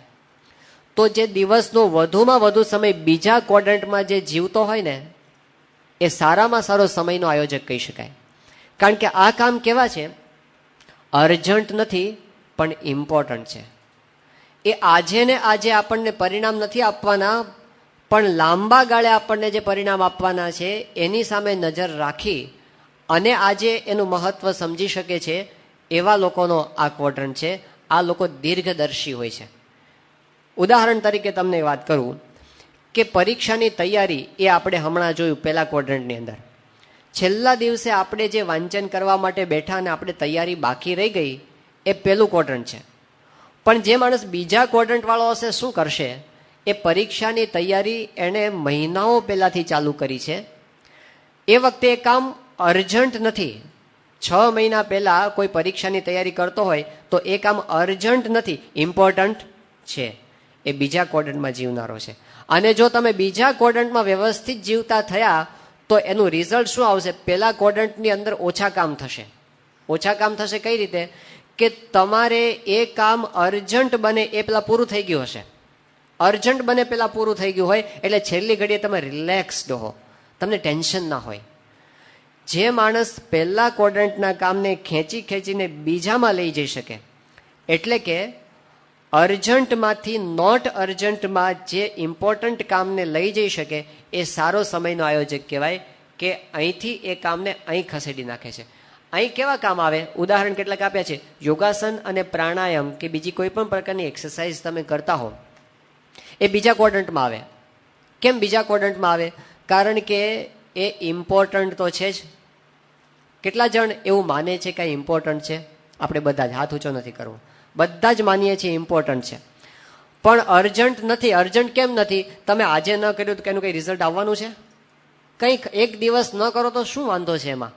એક દિવસ તમે એક્સરસાઇઝ ન કરી, એક દિવસ વોકિંગ ન કર્યું, એક દિવસ પ્રાણાયામ ન કર્યો, તમે જે કરતા હો તે એ ન કર્યું તો એનું કોઈ ફળ આપણને દેખાતું નથી. એટલે એ કામ આપણને અર્જન્ટ લાગતા નથી અને એટલે આવા કામ ઠેલાઈ જાય છે. આવા કામને ધક્કો લાગી જાય છે.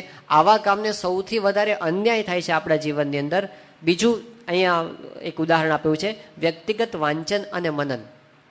એ આવો ભાગ છે કે જેની અંદર આપણે ઘણી વખત જાણતા હોઈએ કે આવું વાંચવાથી મને ઘણો લાભ થાય એમ છે, સારું વાંચન કરવાથી, પણ આજે ન વાંચીએ તો એનાથી આપણને શું ફેર પડવાનો છે? તાત્કાલિક એની કોઈ પરીક્ષા તો લેવાની નથી. એટલે એનાથી આપણે એવી પ્રવૃત્તિ કરી શકતા નથી, આપણો જ્ઞાનનો કોષ વધારી શકતા નથી. સંબંધો કેળવવાની પ્રવૃત્તિ, તમે કોકના માટે થોડું ઘણું ઘસાવો છો, કોકને સારો જવાબ આપો છો, એ સંબંધો કેળવવાની પ્રવૃત્તિ છે. આ ઘણા વર્ષોના અંતે સંબંધો કેળવાય છે અને એનું પરિણામ તત્કાળ દેખાતું નથી, વર્ષો પછી દેખાય છે. તો એ કામ અર્જન્ટ નથી પણ ઇમ્પોર્ટન્ટ છે. ચોથું દ્રષ્ટાંત આપ્યું છે લાંબા ગાળાના આયોજનો. આપણે જે વસ્તુ 1 મહિના 1 વર્ષ પછી કરવાની છે એનું આયોજન આજે કરવા આપણે બેસીએ. હમણાં બહુ આનંદની વાત છે, હમણાં પૂજ્ય યોગેન્દ્ર સ્વામી સાથે બેઠા હતા સહેજે અને એમણે વાત કરી. એમણે કીધું કે આવતા વર્ષે જે આંતર છાત્રાલય શિબિર થવાની છે એનો થીમ તૈયાર થઈ ગયો છે અને એના થીમનો શો તૈયાર થઈ ગયો છે. એ આપણને છેલ્લા દિવસે બતાવવાના છે. હજી આ શિબિર પૂરી નથી થઈ એ પહેલા એ અત્યારે સિક્રેટ છે. એનું નામ શું છે અત્યારે કહેવામાં આવતું નથી, પણ આપણને છેલ્લા દિવસે બતાવવામાં આવશે કે આવતા વર્ષની આંતર છાત્રાલય શિબિરમાં આપણને આ વસ્તુ આ થીમ ઉપર આપણી શિબિર થવાની છે. તો એ કેવું કહેવાય, અર્જન્ટ નથી, લાંબા ગાળાના આયોજનો. અત્યારથી વિચારવા માંડ્યા એનો અર્થ એમ કે બેસ્ટ થવાનું જ છે. એને કેટલો સમય મળશે અને છતાંય ટેન્શન વગર થશે, કારણ કે આપણી પાસે ટાઈમ દેખાય છે આપણને. પછી એક શબ્દ એ મૂક્યો છે અંગની પ્રવૃત્તિ. આ અંગ શબ્દ એ સાંપ્રદાયિક શબ્દ છે, પણ એનો અર્થ એવો છે કે તમારી કોઈ હોબી હોય તો એ હોબી માટે અમુક સમય ફાળવો એ ટાઈમનો બગાડ કહેવામાં આવતો નથી. કંઈક સંગીત કોઈને વગાડવાનું કે કોઈને ગાવાનો શોખ હોય તો એની પાછળ અમુક સમય, હા એમાં વિવેક હોવો જોઈએ, કેટલો સમય કાઢવો ને કેટલો નહીં. પછી કેટલાક કહેશે મને તો બધી જ મેચ જોવાની હોબી છે, તો એવું ના ચાલે પછી. એટલે એને માપસર, તમે તમારા મનોરંજન માટે પણ માપસર સમય જે કાઢો એને આ કહેવાય. એટલે એ છે અંગની પ્રવૃત્તિ. તો આ 4 ક્વોડ્રન્ટના આપણે ફરી એક દ્રષ્ટિથી હવે પછીની સ્લાઇડમાં જોઈએ. આ બીજું આ ક્વોડ્રન્ટમાં આપણે જો જીવીએ તો એ હળવાશનો આપણને અનુભવ કરાવે અને એ સુઆયોજિત જીવનનો અનુભવ આપણને બીજું ક્વોડ્રન્ટ કરાવે છે. આ સૌથી અગત્યનો ક્વોડ્રન્ટ છે. નેક્સ્ટ. હવે જવા દઈએ. તો અત્યારે અહીંથી આપણે અટકાવીએ છીએ. અહીં આગળ એક આની સાથે સંબંધ ધરાવે એવી એક વસ્તુ આપણે અહીંયા બોર્ડ ઉપર જોવા માંગીએ છીએ. 2 સર્કલ આપણને દેખાય છે. ગણિતની ભાષામાં આપણે એને ગણ કહીએ છીએ, સેટ કહીએ છીએ. આ એક મોટું સર્કલ છે, આ એનું નાનું સર્કલ છે એની અંદરનું. એટલે આનો આ સબસેટ છે, તમે સમજો. આનો અંદર જે નાનું સર્કલ છે ને એનો સબસેટ છે. આ મોટા સર્કલનું નામ છે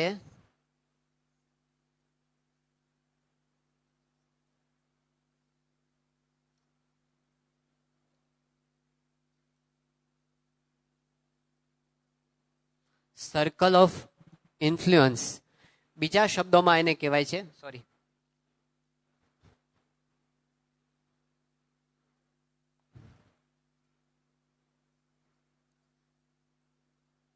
ગુજરાતીમાં લખું છું ચિંતાનું વર્તુળ.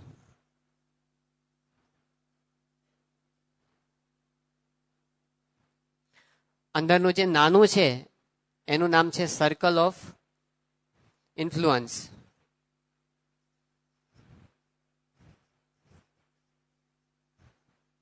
એનું ગુજરાતી કરું છું ક્ષમતાનું વર્તુળ.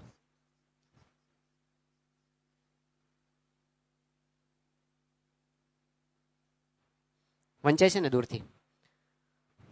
આ શું કહેવા માંગે છે આ ચિત્ર? તો આપણે જ્યારે પેલા 4 ક્વોડ્રન્ટની અંદર આપણે કામને વેચતા હોઈએ ને ત્યારે આ બહુ મહત્વની વસ્તુ બને છે, એટલે આપણે એને અહીં જોવા માંગીએ છીએ. તો આપણા જીવનની અંદર આ 2 પ્રકારના અનુભવો આપણને થાય છે કે અમુક વસ્તુ એવી હોય કે જેની આપણને ચિંતા થતી, આપણને એનું કન્સર્ન હોય. ઉદાહરણ તરીકે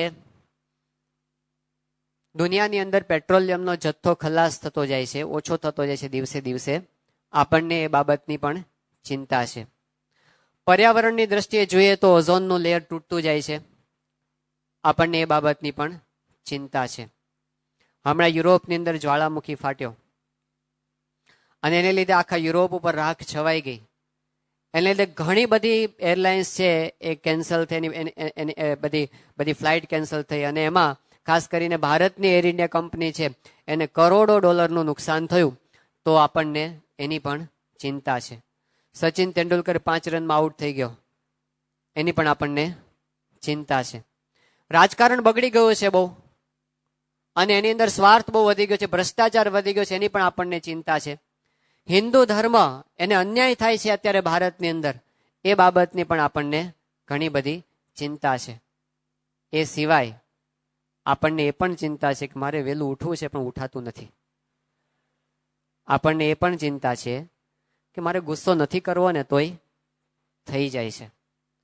આપણને એ પણ ચિંતા છે કે હાલું મેં નક્કી કર્યું હતું આજે રાત્રે જાગવું છે ને બહુ નથી ખાવું પણ વધારે ખવાઈ જાય છે. આપણને એ પણ ચિંતા છે. આપણે નક્કી કર્યું હોય કે ટાઈમ ટેબલ પ્રમાણે જ કામ કરવું છે પણ નથી થતું, એ પણ એક ચિંતા છે. કેટલીક ચિંતા એવી છે, આપણા મા બાપના અમુક સ્વભાવ આપણને નથી ગમતા, એની ચિંતા છે. આપણો રૂમ પાર્ટનર કચકચિયો આવી ગયો છે, એની આપણને ચિંતા છે. આવી ઘણી બધી ચિંતાઓ એ આ સર્કલમાં આવે, સર્કલ ઓફ કન્સર્ન. પણ આ અંદરનું સર્કલ છે ને શું બતાવે છે કે એમાં આપણા હાથમાં આટલું જ છે, આપણી ક્ષમતા આટલામાં જ છે કે દુનિયાની અંદર અત્યારે પેલું શું કે યુરોપની અંદર જ્વાળામુખી ફાટ્યો, એમાં તમે કરી શું શકો? સચિન 5 રનમાં આઉટ થઈ ગયો, તમે કરી શું શકો? એમાં તમારા હાથમાં શું છે? પેટ્રોલિયમનો જથ્થો ખલાસ થઈ ગયો છે તો તમે નવો ક્યાંથી ઉભો કરવાના? ઘણી બધી વસ્તુ છે તમારા હાથમાં નથી. તમારો રૂમ પાર્ટનરનો સ્વભાવ ખરાબ છે, તમે કરી શું શકો? ઝઘડા કરો, ફરિયાદ કરો, બસ તોય ના બદલે તો પછી પૂરું થઈ ગયું. એનાથી આગળ આપણે કરી શું શકીએ? ઘણી બધી વસ્તુ એવી છે તમે નથી બદલી શકવાના. પણ જે આપણા હાથમાં છે, સર્કલ ઓફ કન્સર્નની માંથી સર્કલ ઓફ ઇન્ફ્લુઅન્સ, એને જો આપણે કોન્સન્ટ્રેટ કરશું તો રિઝલ્ટ શું આવે છે? યાદ રાખજો, વિજ્ઞાન એવું છે આનું કે તમે જેટલો સમય આ ચિંતાના વર્તુળમાં છો ને બહારના, એટલો સમય તમારી શક્તિનો વ્યય થાય છે. એ શક્તિ નકામી જાય છે. એમાં તમે સમય વેડફો છો, શક્તિ વેડફો છો, અને પરિણામ શું આવે છે? પરિણામ એ આવે છે કે અંદરનું સર્કલ એ નાનું થતું જાય છે. એ સર્કલ નાનું થતું જાય છે. કેમ નાનું થતું જાય છે? શક્તિ આમાં વેડફાઈ ગઈ, એટલે આમાં તમે કંઈ કર્યું નહીં, કામ કરી ન શક્યા. અને એનાથી ઊંધું, તમે જેટલો વધુ સમય આ સર્કલની અંદર જીવતા થાઓ ક્ષમતાના વર્તુળમાં, એટલું એ સર્કલ મોટું થતું જાય છે. એટલે કે તમારી ક્ષમતાઓ વધતી જાય છે. આપણા કામ, આપણા સમયનું આયોજન, એની વહેંચણી એવી હોવી જોઈએ કે આપણે દિવસનો વધુ સમય એ અમથી ચિંતા કરવામાં ન કાઢીએ, જે કરવાનું છે કરીએ. આપણને બાપાના જીવનમાં બહુ જ સ્પષ્ટપણે આ વસ્તુ દેખાય છે. ટાઈમે એ સારા ટાઈમ મેનેજર કેમ થઈ શક્યા છે? એક પ્રસંગ તમે બધાએ એક વાત સાંભળી છે કે 24મી સપ્ટેમ્બર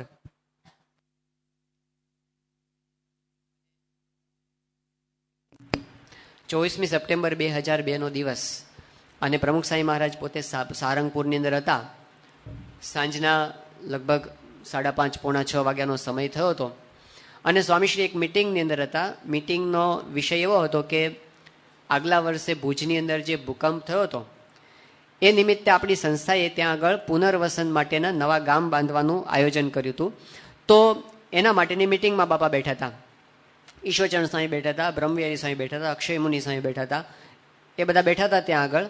અને એ વખતે એકદમ ફોન આવ્યો, અને યોગીચરણ સ્વામી ફોન લઈને બાપા પાસે આવ્યા અને એમણે કીધું કે સ્વામી, સમાચાર એવા છે કે ગાંધીનગર અક્ષરધામની અંદર આતંકવાદીઓ ઘૂસ્યા છે, આડેધડ ગોળીબાર કરે છે, કેટલાક માણસોને એમણે મારી નાખ્યા છે, અને એ લોકોનું શું મિશન છે કંઈ ખબર પડતી નથી, પણ અત્યારે ત્યાં આગળ બહુ જ અવ્યવસ્થા સર્જાઈ ગઈ છે. આ પરિસ્થિતિની સ્વામીશ્રી પાસે જાણ કરવામાં આવી. સ્વામીશ્રીએ વાત બધી સાંભળી લીધી. બાપાએ કીધું કે મિટિંગને રોકી દીધી. બાપા કે આપણે પ્રાર્થના કરો ભગવાનને. તરત જ સ્વામીશ્રીએ પોતે 2 મિનિટ સુધી આંખ બંધ કરી અને ધૂન કરી અને પ્રાર્થના કરી. સ્વામીશ્રીએ પ્રાર્થના જેવી પૂરી થઈ, અને પછી સ્વામીએ જે જનાર સંતો હતા ત્યાં, ઈશ્વરચરણ સ્વામી કે બ્રહ્મવિહારી સ્વામી, એ લોકોને તો જવું પડે એમ જ હતું, એટલે સ્વામી એમને રજા આપી. એ લોકો નીકળ્યા. સ્વામી કે મિટિંગ આગળ ચલાવો. એમને જે કામ કરવાનું હતું એ કામ એમણે આગળ ચલાવ્યું. એક બાજુ થોડી વારે 10-10 મિનિટે ફોન આવતા હતા, સ્વામી ફોન રિસીવ કરતા હતા, ગાઈડન્સ આપતા હતા, જે કેવું ઘટે વ્યવસ્થિત રીતે સ્વામી સૂચના આપતા હતા કે આટલું ધ્યાન રાખજો, આ પ્રમાણે કરજો, અને મીડિયા સામે ધ્યાન રાખજો, ખોટા આક્રોશવાળા સ્ટેટમેન્ટ ન અપાય એનું ધ્યાન રાખજો. આ બધી સ્વામી સૂચના આપતા હતા, અને બીજી બાજુ સ્વામી મિટિંગ કરતા હતા. વ્યવસ્થિત રીતે મિટિંગ પૂરી થઈ. સ્વામી રોજના સમય પ્રમાણે અમને કીધું કે આપણે સ્મૃતિ મંદિરે દર્શન કરવા માટે રોજ જઈએ છીએ, ચાલો જઈએ આજે પણ, અને આજ તો વિશેષ પ્રાર્થના કરવાની હોય. શાસ્ત્રીજી મહારાજ પાસે ગયા, સ્મૃતિ મંદિરે પ્રાર્થના કરી, પ્રદક્ષિણા કરી, સ્વામી રોજના ક્રમ પ્રમાણે જે જતા હોય છે. પછી પાછા આવ્યા સ્વામીશ્રી, અને ત્યારબાદ સ્વામીશ્રી રાતનું ભોજન કરવા માટે બેઠા. ભોજન પછી સ્વામી રોજના ક્રમ પ્રમાણે હરિભક્તોને મળવાનું હોય એ મુલાકાત આપી. સાવ સામાન્ય હરિભક્તના સાવ સામાન્ય પ્રશ્ન માટે સ્વામીએ પૂરું ધ્યાન આપ્યું. એના બધા પ્રશ્નોનું સ્વામીએ સમાધાન કર્યું. વચ્ચે બીજી 2 મિટિંગ સુરતની કરવાની હતી, એ પણ સ્વામીશ્રીએ પોતે પતાવી. આ બાજુ સમય ખબર આવતા જાય છે કે હજી આતંકવાદીઓ પકડાયા નથી, કેટલા આતંકવાદીઓ છે કંઈ ખબર પડતી નથી, અફવાઓ ઉપર અફવા ચાલે છે. સ્વામીશ્રી જે કરવાનું છે એ કરે જ છે. ગમે તેવા સંજોગો હોય તો પણ એણે એના સમયનો ઉપયોગ કરી લીધો. આપણે શું કરીએ, કોઈ એક આપત્તિ આવી પડે ને એટલે આપણું બધું પડી ભાંગે. આપણે એની અમથી ચિંતા કરવાની અંદર, હવે સ્વામીશ્રી શું વિચારે છે કે ધારો કે હવે આપણે અહીં બેઠા બેઠા કંઈ ખોટી ચિંતા કરી, ખોટી ચર્ચા કરી, એનાથી કંઈ ત્યાં કામ થવાનું છે? આપણા હાથમાં જે છે એ આપણે કરે રાખો. તમારા હાથમાં કેટલી વસ્તુ છે એને તમે બેસ્ટ કરવા માટે પ્રયત્ન કરો, પહેલાની ચિંતા ન કરો. 2000ની સાલમાં સ્વામીશ્રી અમેરિકાની અંદર બિરાજમાન હતા, અને પ્રસંગ એવો હતો કે યુનોની અંદર સ્વામીશ્રીને ભારતીય એટલે હિન્દુ ધર્મનું પ્રતિનિધિત્વ કરવા માટે ત્યાં ઉપસ્થિત રહેવાનું હતું, અને એમાં સ્વામીશ્રીને 9 મિનિટનું વક્તવ્ય આપવાનું હતું. સ્વામીશ્રી પોતે યુનોનું જે બિલ્ડિંગ છે એની નજીકની અંદર જ એક ઉતારાની અંદર બિરાજમાન હતા, અને રાહ જોવાની હતી કે જે વખતે આપણી સ્વામિનારાયણ સંપ્રદાયની મર્યાદા પ્રમાણે સ્ત્રી પુરુષની બેઠક વ્યવસ્થા થાય પછી જ સ્વામીશ્રીને ત્યાં આગળ જવાનું હતું. હવે એક પીરિયડ એવો હતો કે અનિશ્ચિત હતું, કદાચ વ્યવસ્થા ન પણ થાય. યુનો કંઈ આપણી BAPS છાત્રાલય નથી કે આપણે જેમ બેસાડીએ એમ બધા બેસી જાય. એ તો પોતાની રીતે બધા બેસે, અને એમાં તો બધા પેલો ટેડ ટર્નર હોય ને પેલો કોફી અન્નાન હોય ને બધા યુનોના મોટા મોટા માથા હોય, એની પત્નીઓ આવીને બેઠી હોય અને એને હાથ જોડીને કે બેન તમે પાછળ જાઓ ને જરા, તેમને એવું ના કહેવાય. અને એને કે નથી જવું તો આપણે કંઈ એવું ન કહી શકીએ કે તમે પાછળ બેસો. તો એવા બધા લોકોને કન્વિન્સ કરવાના હતા. અનિશ્ચિતતા હતી. સ્વામીશ્રીએ કીધું કે જો વ્યવસ્થા નથી તો આપણે નથી જવું. પણ જે આ અનિશ્ચિતતાનો પિરિયડ હતો એ લગભગ અડધો કલાક જેવો પિરિયડ, એમાં સ્વામીશ્રી પોતે ઉતારામાં બિરાજમાન હતા. જે સાથે જવાવાળા બધા આટા માર કરતા, શું થશે શું થશે શું થશે, અનિશ્ચિતતા. એ વખતે બાપા શું કરતા હતા ખબર છે? પોતાના રૂમની અંદર સોફામાં સ્વામી બેઠા હતા, બેઠા બેઠા યોગીજી મહારાજની બોધ કથાઓ વાંચતા હતા. યોગીજી મહારાજની બોધ કથાઓ એ નાની નાની વાર્તાઓ છે. સ્વામીશ્રીના અમેરિકાના વિચરણમાં એક નાના બાળકે બાપાને ભેટમાં આપી હતી, અને સ્વામીએ એ પુસ્તક હાથમાં લીધું અને ધર્મચરણ સ્વામીને કીધું હતું કે આ આપણા થેલામાં રાખી મૂકજો, મને સમય મળશે ત્યારે હું વાંચીશ. અને સમય ક્યારે મળ્યો? યુનોમાં જવાને 15 મિનિટની વાર છે ને એ વખતે બોધ કથા વાંચવાની આપણને હુજે જ નહીં. તમે પરીક્ષા છેલ્લી મિનિટો બાકી હોય ને ત્યારે પોઝ જોવાના, જે વાંચતા હોય છે ને એના. એક પગ ખુરશી ઉપર હોય ને એક હેઠે હોય, એ બેસી ન શકે ખુરશી ઉપર, બેસતા અને ઊભો ના રહી શકે. એટલે પછી એક, અને એની ખબર ન હોય કે મારો હાથ ક્યાં છે ને મારો પગ ક્યાં છે. ટેન્શન. અને એ વખતે કોઈ બોલાવે તો, અને એ વખતે કોઈક આપણને કંઈક અર્જન્ટ કામ છે, તમને 2 મિનિટ મદદ કરો, ન કરી શકીએ આપણે. બધું ભૂલી જઈએ આપણે એક કામના ટેન્શનની અંદર બીજા ઘણાને અન્યાય પણ કરી નાખીએ છીએ. તો એના માટે આ મહત્વની વસ્તુ છે કે તમે ખોટી ચિંતામાં સમય ના બગાડો. જે સમયે જે કામ કરવાનું છે એને પૂરતો ન્યાય આપવા માટે પ્રયત્ન કરો. એટલે કે સર્કલ ઓફ ઇન્ફ્લુઅન્સની અંદર વધારે જીવતા શીખીએ, એટલે કે આપણે ક્વોડ્રન્ટ 2ની અંદર વધારે જીવતા શીખીએ, એ આપણને શીખવાડે છે. હવે આપણે રીતસરના જે પગથિયા છે એની અંદરથી પસાર થઈએ છીએ. તો એમાંથી એક પગથિયું આપણે પહેલાં પસાર કરી લીધું છે. ફરી વખત આપણે સ્ક્રીન ઉપર જઈએ તો સમયના આયોજનના પગથિયામાં પહેલું પગથિયું એ હતું કે મિશન સ્ટેટમેન્ટ લખવું. એ આપણે લખ્યું. આની આગળનું જે હમણાં સેશન ગયું એની અંદર આપણે આપણું મિશન સ્ટેટમેન્ટ લખ્યું છે. આપણું 10 વર્ષનું લાંબા ગાળાનું ધ્યેય આપણે સ્પષ્ટ શબ્દોની અંદર નોંધ્યું. એ પહેલું પગથિયું થયું. હવે બીજું પગથિયું છે આપણી ભૂમિકાઓની યાદી બનાવી. ભૂમિકા એટલે શું? તો આપણા રોલ્સ. જીવનની અંદર માણસે ઘણા બધા રોલ્સ ભજવવાના હોય છે. એક જ વ્યક્તિ હોય એ પોતે ઘણા બધા રોલ ભજવતી હોય છે. દાખલા તરીકે એ કોઈ જગ્યાએ પોતાની ઓફિસમાં હોય તો અમુક કર્મચારીઓ એના હાથ નીચે હોય. તો જ્યારે એ લોકોની સાથે એને વ્યવહાર કરવાનો ત્યારે શું હોય? પોતે બોસ છે. એનો સૂત્રધાર છે. પણ એ જ બોસ જ્યારે એના બોસની સામે જાય ત્યારે શું હોય? એક નોકર છે, એક કર્મચારી છે, એને જુદો રોલ ત્યાં આગળ ભજવવાનો છે. પણ એ જ જ્યારે પોતાના ઘરે આવે અને એમની પત્ની સાથે વ્યવહાર કરો ત્યારે બોસ નથી, ત્યારે પોતે પતિ છે, ત્યારે એને એ રીતે વ્યવહાર કરવાનો હોય છે. પણ એ પોતાના પુત્ર સાથે જ્યારે વ્યવહાર કરે ત્યારે એને કઈ રીતે વ્યવહાર કરવાનો છે? પિતા તરીકે. આ પણ એનો એક રોલ છે. પણ એ પોતાના પિતા સાથે જે વ્યવહાર કરે ત્યારે કઈ રીતે કરે? પુત્ર તરીકે. તો એને પુત્ર તરીકે પણ અમુક ફરજો બજાવવાની છે, તો એ પણ એનો એક રોલ છે. પણ પોતાના જે મિત્રો હોય એની સાથે જ્યારે એને વ્યવહાર કરવાનો હોય ત્યારે એક પિતા નથી, એ બોસ નથી, એ પુત્ર નથી, પણ એક સાચો મિત્ર છે. તો એ પણ એની ફરજ છે. પણ એ અમુક સામાજિક સંસ્થાની અંદર સભ્ય તરીકે પણ છે, કોઈક ક્લબની અંદર, કોઈક સંસ્થાની અંદર. તો એ વખતે ત્યાં પોતે એને પણ અમુક જવાબદારી હોય છે, એની પાછળ પણ એને અમુક સમય ફાળવવાનો હોય છે, એ પણ એનો એક રોલ છે. પણ એ પોતે આ પણ રોલ ભજવવા માગે છે, એ આધ્યાત્મિક પ્રગતિ પણ કરવા માગે છે. એટલે એક રોલ એનો એ પણ છે કે પોતે એક ભક્ત છે, પોતે એક સાધક છે, સાધના કરનાર વ્યક્તિ છે, એ પણ એનો એક રોલ છે. એનો એક રોલ એ પણ છે કે સત્સંગની અંદર પોતે એક કાર્યકર તરીકે સેવા કરે છે બીએપીએસ સંસ્થામાં. તો એને કાર્યકર તરીકે પણ ફરજ બજાવવાની હોય છે. અને સાથે સાથે એને અમુક આવડતો પણ ભગવાને આપી છે. તો એ ગાયક પણ છે, એ વાદક પણ છે, એ પ્રવચનકાર પણ છે. તો પોતાની આવડત, પોતાની શક્તિને ડેવલપ કરવી એ પણ એનો એક રોલ છે. આવા હજી આનું લિસ્ટ ઘણું બધું લાંબુ થઈ શકે, પણ આના ઉપરથી આપણને ખ્યાલ એ આવે છે કે કોઈ પણ એક વ્યક્તિ એને ખાલી એક જ રોલ પોતાના જીવનમાં નથી ભજવવાનો હોતો, ઘણા બધા રોલ ભજવવાના હોય છે. એમ આપણે જ્યારે સારું સમયનું આયોજન કરવું હોય ત્યારે આપણે શું કરવું પડે? મિશન સ્ટેટમેન્ટ લખ્યા પછી આપણે આપણા રોલ્સનું લિસ્ટ બનાવવું. અહીંયા આગળ આપણે એનું ઉદાહરણ જોઈએ. આપણે એક યુવાન છીએ અને એક યુવાન તરીકે આપણા કયા કયા રોલ્સ હોઈ શકે, આમાં કેટલાક રોલ્સ લખ્યા છે. તો અત્યારે આપણે એક વિદ્યાર્થી છીએ. એક ફરજ આપણી બહુ મહત્વની એ છે, છાત્ર તરીકેના આપણા કાર્યો એને આપણે ન્યાય આપવાનો છે. બીજો એક રોલ છે, આપણે એક સત્સંગી છીએ, હરિભક્ત છીએ, સ્વામીશ્રીના કિશોર યુવાન છીએ આપણે. તો સત્સંગી તરીકે પણ આપણે કેટલાક કાર્યો કરવાના હોય છે.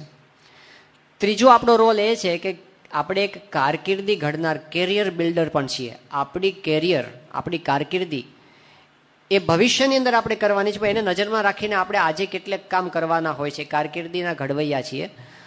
એક કારકિર્દી એક આપણો રોલ એ પણ છે કે આપણે એક પરિવારના સભ્ય છીએ. એટલે એની અંદર બધું આવી ગયું કે મમ્મી પપ્પા સાથેનો આપણો વ્યવહાર, આપણા ભાઈ બહેન સાથેનો આપણો વ્યવહાર, આપણા કાકા કાકી, આપણા મામા મામી, આપણા માસા માસી, આપણા કઝિન્સ, એ બધાની સાથે આપણે એક તંતુથી જોડાયેલા છીએ.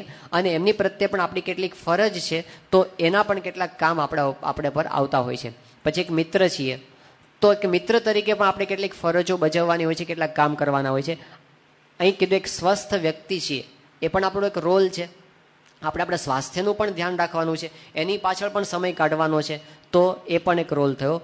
અને છેલ્લું લખ્યું છે કુહાડીની ધાર તેજ રાખનાર. એ શું છે? એક માણસ એના શેઠ પાસે ગયો, એની પાસે કંઈ કામ નહોતું અને કીધું કે શાહુકારને મળ્યો અને કીધું કે સાહેબ મને કંઈ કામ ધંધો મળતો નથી, કંઈક નોકરી હોય તો આપો. તો પેલા શાહુકારે કીધું કે જો તને કામ આપું કે આ મારું એક જંગલ છે, આખું મારી માલિકીનું છે, એમાં તારે જવાનું, આ કુહાડી લઈને જવાનું મારી ત્યાંથી, અને તારે ઝાડ કાપવાના, અને એક ઝાડ કાપીશ તો હું તને 100 રૂપિયા આપીશ, અને તું આજથી કામ ચાલુ કરી દે. પેલો માણસ છે એ તો હોંશે હોંશે ગયો, બહુ જ ઉત્સાહથી મંડ્યો. સવારથી સાંજ સુધી એને કુહાડીથી ઝાડ કાપ્યા. 7 ઝાડ કાપી નાખ્યા એક દિવસમાં. કેટલા રૂપિયા મળ્યા એને? 700 રૂપિયા મળી ગયા. બીજે દિવસે એવું થયું કે ફરીવાર પેલા કીધું આવજે, રોજ આવજે તું. એટલે બીજે દિવસે ગયો અને ફરીવાર એ જ કુહાડી લઈને મંડ્યો. આખો દિવસ ખૂબ ઉત્સાહથી એને મહેનત કરી, પણ સાંજ પડે ખાલી 6 ઝાડ જ કપાયા. ત્રીજે દિવસે ફરી આવ્યો, એટલી જ મહેનત કરી, એટલા જ કલાક ફાળવ્યા, છતાં પણ 5 ઝાડ જ કપાયા. ચોથે દિવસે 4 ઝાડ કપાયા, પાંચમે દિવસે 3 કપાયા, છઠ્ઠે દિવસે 2 ઝાડ કપાયા, સાતમે દિવસે 1 ઝાડ કપાયું, અને 8મે દિવસે તો સવારથી સાંજ સુધી મહેનત કરીને 1 ઝાડ ન કપાયું. પેલા શેઠે કીધું કે તને શું થયું છે? પહેલા દિવસે તો બહુ તે આમ ઝાડ કાપી નાખ્યા. એ કે સાહેબ મને એ જ ખબર પડતી, હું 6 વાગ્યાનો આવી જાઉં છું અને સાંજના 6 વાગ્યા સુધી મહેનત કરું છું અને છતાં ઝાડ કેમ કપાતા નથી? પહેલાં કે તારી કુહાડી જોવા દે. અને એણે જોયું તો કુહાડી છે ને બુઠ્ઠી થઈ ગઈ હતી. ભલા માણસ, આ કુહાડી તો જો, તારે એને ઘસી અને એની ધાર કાઢવી પડે તો એ કામ લાગે. એણે કીધું સાહેબ મારી પાસે ધાર કાઢવાનો ટાઈમ ક્યાં છે? હું એટલો બધો ઝાડ કાપવામાં બિઝી હોઉં છું, મારી પાસે ધાર કાઢવાનો ટાઈમ હોતો નથી. પહેલાં એ કીધું કે આ કુહાડીની ધાર કાઢવામાં જે ટાઈમ કાઢે ને એ કાઢ્યો ન કહેવાય, બગાડ્યો ન કહેવાય, બીજી 8 કલાક સુધારશે તારીએ. તો આ છેલ્લું શું છે? કુહાડીની ધાર તેજ રાખનાર. આપણે દિવસ દરમિયાન જે કાંઈ કામ કરવાનું છે ને એની અંદર આપણે આપણા શરીરનો ઉપયોગ કરવાનો છે, આપણી બુદ્ધિનો ઉપયોગ કરવાનો છે, આપણા મનનો ઉપયોગ કરવાનો છે. તો આપણું શરીર, આપણું મન, આપણી બુદ્ધિ સ્વસ્થ રહે, એની ધાર નીકળતી રહે, આપણા સંબંધો પણ સ્વસ્થ રહે, એની ધાર નીકળતી રહે. એટલા માટે પણ એ સીધું કામ નથી, ઇનડાયરેક્ટલી એ આપણા કામને હેલ્પ કરે છે. એટલે એ પણ આપણો એક રોલ છે. એટલે આટલા ઉદાહરણ તરીકે રોલ અહીં મૂકવામાં આવ્યા છે. તો ફરી વખત આપણે જોઈએ નેક્સ્ટ સ્લાઇડમાં કે આપણે પહેલાં તો સમયના આયોજનમાં પહેલું શું કર્યું? ના, પાછા જઈએ. મિશન સ્ટેટમેન્ટ લખ્યું, પછી આપણે ભૂમિકાઓની યાદી બનાવી. હવે શું કરવાનું છે? ભૂમિકાઓને ધ્યાનમાં રાખી અને 1 સપ્તાહનું ધ્યેય નક્કી કરવું. દરેક ભૂમિકાની અંદર આ અઠવાડિયામાં મારે વિદ્યાર્થી તરીકે શું કામ કરવાનું છે, પુત્ર તરીકે કે મિત્ર તરીકે શું કામ કરવાનું છે, કે પછી એક સત્સંગી તરીકે શું કામ કરવાનું છે. 1 અઠવાડિયાનું લિસ્ટ. ફરી પાછા આગળ જઈએ આના પછીની સ્લાઇડમાં. અને દરેક ધ્યેયને અનુરૂપ કાર્યની સૂચિ પણ બનાવી દેવી. કે મારે દાખલા તરીકે મેં એવું નક્કી કર્યું કે આ અઠવાડિયા દરમિયાન મારો જે કેમિસ્ટ્રીનો સબ્જેક્ટ છે, મારે ભણવામાં આવે છે, હું 12મા ધોરણમાં છું અને કેમિસ્ટ્રીનો સબ્જેક્ટ આવે છે, આ અઠવાડિયા દરમિયાન મારે 2 ચેપ્ટર એનું રિવિઝન પૂરું કરી દેવું છે. એ મારું અઠવાડિયાનું કાર્ય થયું, અઠવાડિયાનું ધ્યેય નક્કી થયું. અને એને અનુરૂપ કાર્યની સૂચિ શું કહેવાય? તો એ 2 ચેપ્ટરની અંદર જે 4 ટોપિક આવે છે, તો મંગળવારે પહેલાં 3 ટોપિક એનો હું રિવિઝન કરીશ, બુધવારે 1 ટોપિકનું રિવિઝન કરીશ અને ગુરુવારે બાકીના 4 ટોપિકનું રિવિઝન કરીશ. એવું જે કાર્યની અંદર ગોઠવવું ને એ કાર્યની સૂચિ બનાવી કહેવાય. તો ભૂમિકા અને ભૂમિકાને અનુરૂપ કાર્ય ઉદાહરણથી ખબર પડશે. આગળ જઈએ. દાખલા તરીકે આપણે હમણાં જે નક્કી કર્યા એ બધા આ સપ્તાહના કાર્ય માટેના આપણા રોલ્સ નક્કી કર્યા છે. હવે દરેક રોલને અનુરૂપ એક કાર્ય આપણે નક્કી કર્યું. આ અઠવાડિયામાં હું શું કરવા માગું છું? નેક્સ્ટ. તો વિદ્યાર્થી તરીકે મારે કેટલુંક અભ્યાસલક્ષી વાંચન કરવાનું છે, એ મારું એક કાર્ય છે. અને બીજું કાર્ય એ છે કે મારે જરૂરી સાહિત્ય પણ એના માટે મેળવવું છે. સાહિત્ય શબ્દ અહીં વાપરો છે પણ આપણે એને મેટર કહીએ છીએ કે મારે કેટલાક પેમ્પલેટ્સ મેળવવાની, કેટલીક નોટ્સ મારે મેળવવાની છે, એ કેટલીક મિત્ર પાસેથી મેળવવાની છે, કેટલીક ઇન્ટરનેટ પરથી ડાઉનલોડ કરવાની છે. પણ એ જરૂરી સાહિત્ય મારે મેળવવું એ પણ એક કામ છે. અને અભ્યાસલક્ષી વાંચન કરવું, આ 2 કામ એ મારા અઠવાડિયાના મેં નક્કી કર્યા છે. હવે અભ્યાસલક્ષી વાંચન મેં ધ્યેય તો નક્કી કર્યું, પણ એમાં મારે શું કરવાનું છે? તો એમાં પહેલો વિષય, બીજો વિષય અને ત્રીજો વિષય, એટલે ડિટેલિંગની અંદર આપણે જઈએ છીએ કે આ અઠવાડિયામાં મારે આટલું કામ એ પૂરું કરવું છે. સત્સંગી તરીકે મારે શું કરવું છે? તો આ અઠવાડિયાની અંદર મારે કેટલુંક સત્સંગનું વાંચન કરવું છે. અને બીજું કામ મારે એ કરવું છે કે મારો એક મિત્ર છે, એને મારે સત્સંગની વાત કરવી છે. આ પણ એક કામ છે. યાદ રાખજો, એક રોલને ન્યાય આપવાની અંદર બીજા રોલને નુકસાન ન થાય. એટલે આપણે આપણું કામ કરતાં કરતાં કરી શકીએ એમ છે. તો મારે આ પણ કરવું છે, મારા મિત્રને પણ મને આવો દુર્લભ અને આવો અદ્ભુત સત્સંગ મળીની વાત કરવી છે. તો એ તમારા ધ્યાનમાં હશે તો તમે કરી પણ શકશો. આ પણ એ મારો એક રોલ છે. ત્રીજું, કારકિર્દી ઘડનાર હું છું. એક મારે ભવિષ્યની અંદર મારું ઉજ્જવળ કેરિયર બનાવવું છે, તો એના માટે મારે કેટલુંક જનરલ નોલેજ વધારવાની જરૂર પડશે. તો એ પણ મારો એક રોલ છે, એ પણ મારા ધ્યાનમાં છે. આ અઠવાડિયા દરમિયાન મારે પરિવારના સભ્ય તરીકે શું કરવાનું છે? તો મારે મમ્મી પપ્પાને એક ફોન કરવાનો છે, કારણ કે ઘણા સમયથી એમની સાથે વાત નથી થઈ, એટલે મારે ખુશી સમાચાર માટે એક ફોન કરવાનો છે. અને બીજું શું કરવાનું છે કે મારો નાનો ભાઈ છે, એને આવતા અઠવાડિયે પરીક્ષા આવે છે, તો મારે ઠાકોરજી પાસે એની પ્રાર્થના કરવાની છે. પરિવારના સભ્ય તરીકે મારે આટલી જવાબદારી મેં આ અઠવાડિયામાં નક્કી કરી છે. મિત્ર તરીકે મારે શું કરવાનું છે કે મારો એક મિત્ર છે, એનો આ અઠવાડિયામાં જન્મદિવસ આવે છે, તો મારે યાદ રાખવું પડશે કે એ દિવસે મારે એને જન્મદિવસના અભિનંદન પણ પાઠવવાના છે. એક સ્વસ્થ વ્યક્તિ તરીકે હું રહેવા માંગુ છું, તો મારો રોલ એ છે. એના માટે આ અઠવાડિયા દરમિયાન હું શું કરીશ, તો રોજ મેં 20 મિનિટ વ્યાયામ માટે નક્કી કરી છે. વ્યાયામ ગમે તે સ્વરૂપની અંદર હોય, આપણે જે નક્કી કર્યું એ રીતે, પણ એ એક્સરસાઇઝના રૂપમાં હોય, એ આસનના રૂપમાં હોય, એ પ્રાણાયામના રૂપમાં હોય, પણ મારે એ કરવાનું છે 20 મિનિટ માટે રોજ. એ પણ આપણા કામના લિસ્ટની અંદર આવે છે. કુહાડીની ધાર તેજ રાખનાર, એટલે આપણે પણ મનોરંજનની જરૂર છે. આપણે આમ ફ્રેશ થવા માટે કેટલીક જરૂર છે. તો એના માટે શું છે, તો કે હું રવિવારે પિકનિક પર જવાનું છે મારે, એટલે એ પણ મારું એક કામ છે. અને બીજું એક એ છે કે થોડીક હળવાશ પણ રોજ જોઈએ ને, હળવા મળવામાં લોકો સાથે બસ આનંદ કરીશું, સંતોને મળીશું, યુવકોને આપણે મિત્રોને મળીશું, એટલે એવી થોડીક હળવાશનો સમય પણ આની અંદર આપણે રાખવા માગીએ છીએ. અને એક અન્ય કામ જે આ બધામાં કંઈ ન આવતું હોય, તો મારે કપડાં ધોવાના છે, અને મારું ખાનું ઘણા સમયથી સાફ કરવાનું બાકી છે, તો એ પણ મારે સાફ કરવું છે. આવા નાના નાના કામ એ પણ આની અંદર હોઈ શકે. આ ઉદાહરણ તરીકે આપ્યું છે. હવે નેક્સ્ટ, આપણે કાર્યની સૂચિ બનાવી. હવે શું કરવાનું છે, રીતસરનું ટાઈમ ટેબલ બનાવવાનું હવે આવે છે. અને આ ટાઈમ ટેબલ આપણે એક અઠવાડિયાનું બનાવવા માંગીએ છીએ. અઠવાડિયાના ટાઈમ ટેબલની વાત એટલા માટે કરવામાં આવે છે, એમાં આપણે થોડા ફ્લેક્સિબલ રહી શકીએ છીએ. એક દિવસના ટાઈમ ટેબલની અંદર આપણે વધારે ટાઈટ થઈ જઈએ છીએ, અને એની અંદર આપણે બધા રોલ્સને ન્યાય નથી આપી શકતા. અઠવાડિયાના ટાઈમ ટેબલમાં આપણને એક બે ફાયદા થાય છે. એક તો આપણે બધા રોલને ન્યાય આપી શકીએ છીએ, અને થોડુંક આપણે એની અંદર પ્રેક્ટિકલ થઈને આગું પાછું પણ કરવાની જરૂર પડે તો કરી શકીએ છીએ. એટલે આદર્શ રીતે અઠવાડિયાનું ટાઈમ ટેબલ માનવામાં આવે છે. કઈ રીતે ટાઈમ ટેબલ બનાવવું, હવે જુઓ આ સપ્તાહનું ટાઈમ ટેબલ. એક અહીંયા આગળ ઉદાહરણ રજૂ કરવામાં આવ્યું છે કે 7 વાર લખી દીધા, સોમ, મંગળ, બુધ, ગુરુ, શુક્ર, શનિ ને રવિ. એટલે કે આ અઠવાડિયે આજે આપણે દાખલા તરીકે રવિવારે બેઠા છીએ, અને રવિવારે આપણે ટાઈમ ટેબલ ઘડવા માટે બેઠા આવતીકાલથી, તો આ ટાઈમ સ્લોટ બાજુની અંદર મૂકી દીધા કે સવારના પહેલો ટાઈમ સ્લોટ આ છે. એ આપણી અનુકૂળતા પ્રમાણે આપણે ગોઠવી શકીએ. અહીં 5:45 થી 7:30 મૂક્યું છે, 7:30 થી 1 વાગ્યા સુધી, 1 થી 3, 3 થી 4, 4 થી 5, 5 થી 6, 6 થી 7, 7 થી 8, 8 થી 10 અને 10 થી 11 આવા ટાઈમ સ્લોટ એ આપણે આપણી રીતે ગોઠવી શકીએ. શું કરવાનું હોય છે, અમુક કામ ફિક્સ્ડ હોય છે, રોજ કરવાના જ છે. એટલે એને તો એ ટાઈમ સ્લોટ પહેલાં ભરી દેવાના. કે દાખલા તરીકે આપણે અમુક આહનિક રોજ કરવાનું હોય છે. આહનિક એટલે તમે સમજો છો ને, આપણે પૂજા વગેરે જે કરીએ છીએ એ બધું, અને આપણી દૈહિક ક્રિયાઓ આપણે કરીએ છીએ એ બધી રોજ કરવાની છે. અને આપણે રોજ વ્યાયામ સવારમાં જ કરવા માગીએ છીએ, તો સવારે 5:45 વાગે આપણે ઉઠીએ, ત્યારથી શરૂ કરીને સવારની સભા પણ એની અંદર આવી જાય, આપણી પૂજા પણ આવી જાય, આપણી એક્સરસાઇઝ પણ આવી જાય, અને કંઈ થોડું ઘણું ખાવા પીવાનું હોય, નાસ્તો કરવાનો હોય તો એ પણ આવી જાય. આ બધું થઈ અને આપણે આટલો સમય ફાળવ્યો છે 7:30 સુધીનો, એ રોજ છે. એટલે આમાં એરો મારી દીધો, રોજ આ એક જ કામ છે, એટલે આમાં રોજ લખવાની જરૂર નહીં, વારંવાર લખવાની જરૂર નહીં. બીજું છે, આ ટાઈમ આપણો રોજનો કોલેજનો ફિક્સ્ડ છે, એટલે એમાં પણ આપણે ફેરફાર કરતા નથી. રોજ એ કોલેજનો એ ટાઈમ આપણે નક્કી કરી નાખ્યો કે ચલો આ ટાઈમ આપણે કોલેજ જ જવાનું હોય છે. બપોરે 1 વાગે આપણે પાછા આવીએ છીએ, પછી આપણે ભોજન કરવાનું હોય છે, અને આપણે સવારે વહેલા ઉઠ્યા થોડો આરામ પણ કરવાની જરૂર આપણને પડે છે.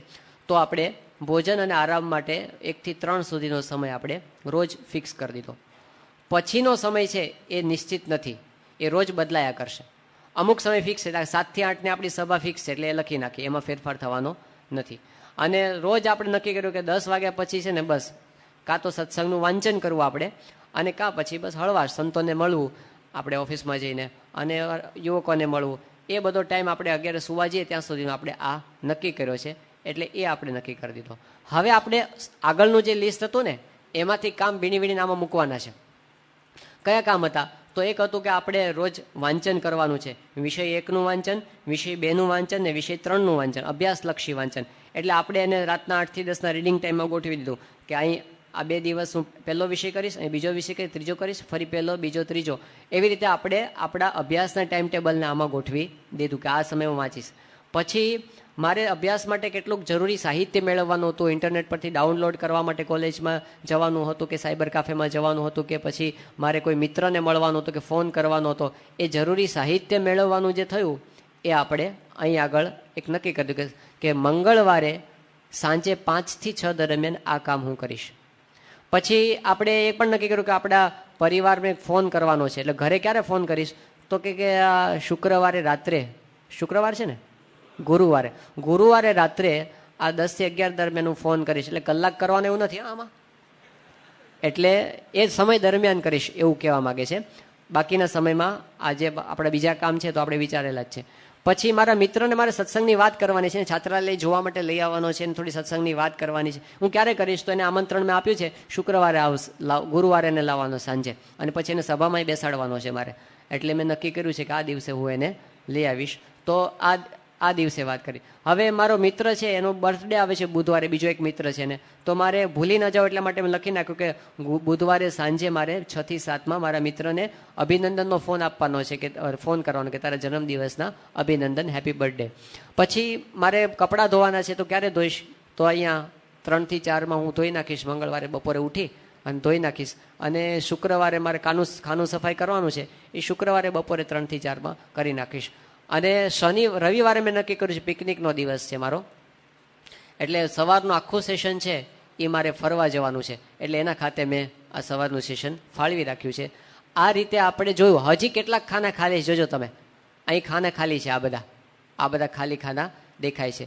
આટલું ભર્યા પછી તમારી પાસે તમે રિલેક્સ રહી શકો છો. તમારી પાસે હજી કેટલોક સમય છે, તો આપણે હવે આને ટાઈટ કરી દેવા. ટાઈટ કરવાનું એટલા માટે કહું છું, પૂજ્ય ઈશ્વરચરણ સ્વામી એકવાર એવી વાત કરી હતી કે આપણી પાસે 24 કલાક હોય તો આપણી પાસે 25 કલાકનું કામ હોવું જોઈએ. એટલે આપણે હંમેશા થોડુંક આપણી જાતને વધારે ભીંસમાં રાખવાની, હંમેશા થોડાક વધારે કામ વિચારી રાખવાના, કે જેથી સમય આવે ત્યારે આપણને એમ ન થાય કે મારે કંઈ કરવાનું નથી, બેઠો છું, શું કરો છો? બસ કંઈ નહીં, એવું કહેવાનો ક્યારેય વારો આપણો ન આવે. એટલે આપણી પાસે કામની સૂચિ તૈયાર હોવી જોઈએ. પછી આપણે આની અંદર આપણી જરૂરિયાત પ્રમાણે આપણે અભ્યાસલક્ષી વધારે વાંચન કરવું, કે આપણે સત્સંગલક્ષી વધારે વાંચન કરવું, એવું કે સેવા આપણે વિશેષ કરવી, એ બધું આ ખાનાની અંદર ભરી શકીએ. તો આ થયું સપ્તાહનું ટાઈમ ટેબલ. થોડોક સમય જશે, યાદ રાખજો. આમાં એક કામ બહુ અગત્યનું લખવાનું રહી ગયું છે, જો તમને કોઈને યાદ આવતું હોય તો. એક કામ બહુ અગત્યનું રહી ગયું છે.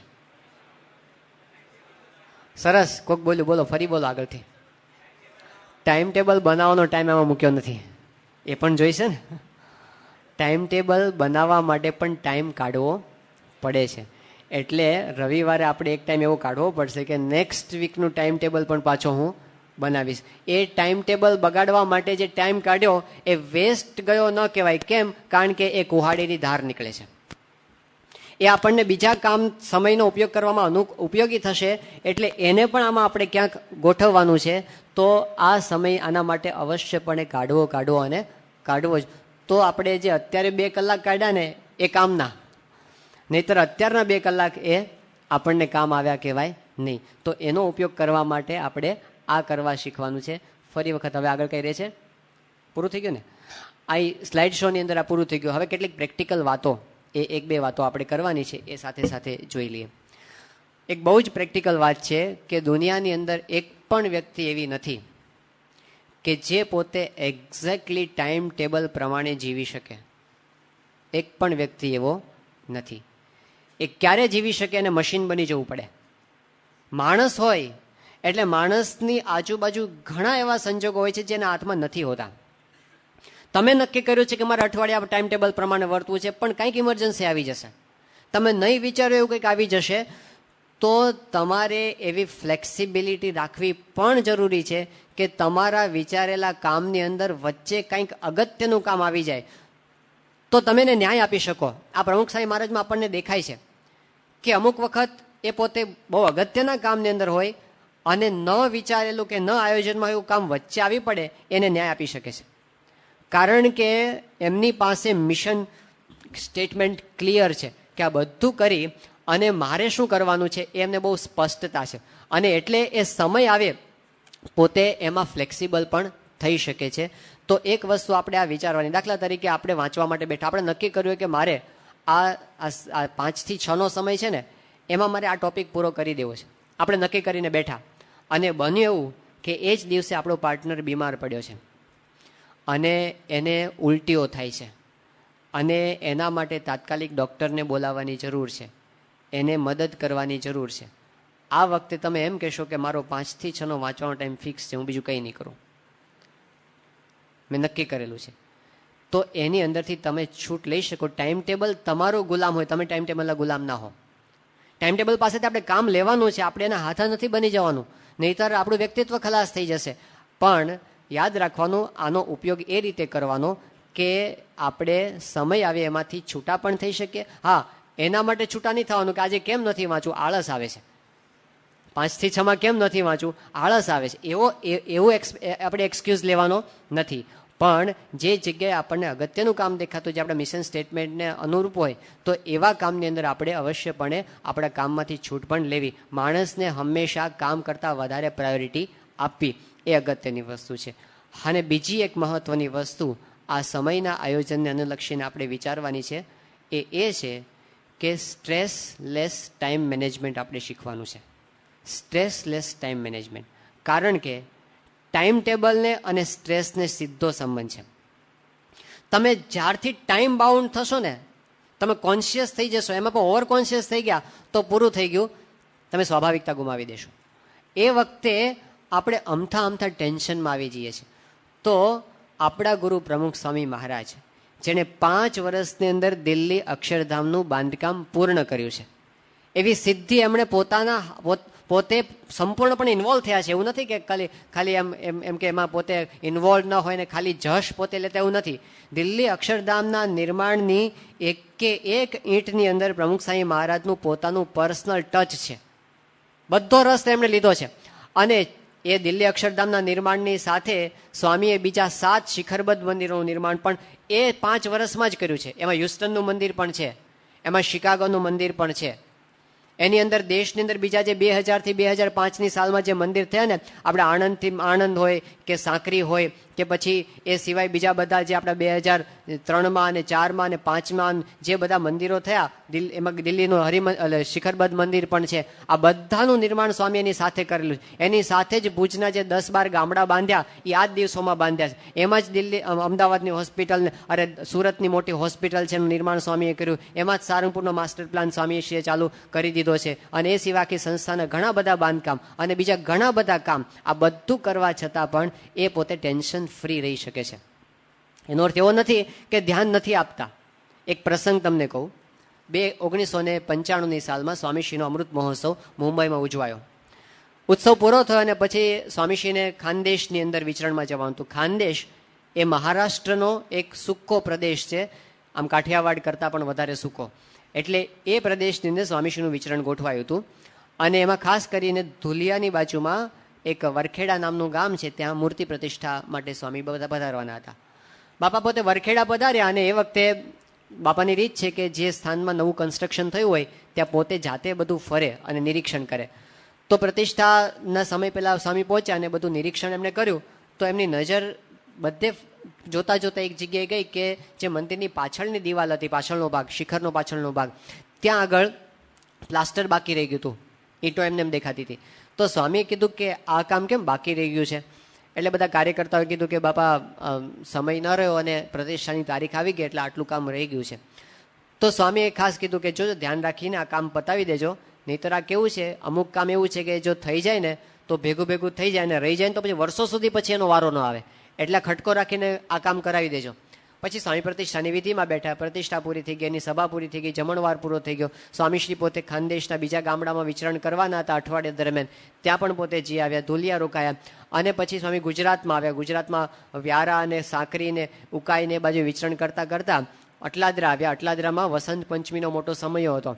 એ સમયો પૂરો કરીને સ્વામીશ્રી અમદાવાદ બાજુ થઈ અને ફરતા 3 મહિના પછી સારંગપુર આવ્યા. અને સારંગપુરની અંદર એ વખતે ફૂલદોલનો બહુ ભવ્ય ઉત્સવ થયો.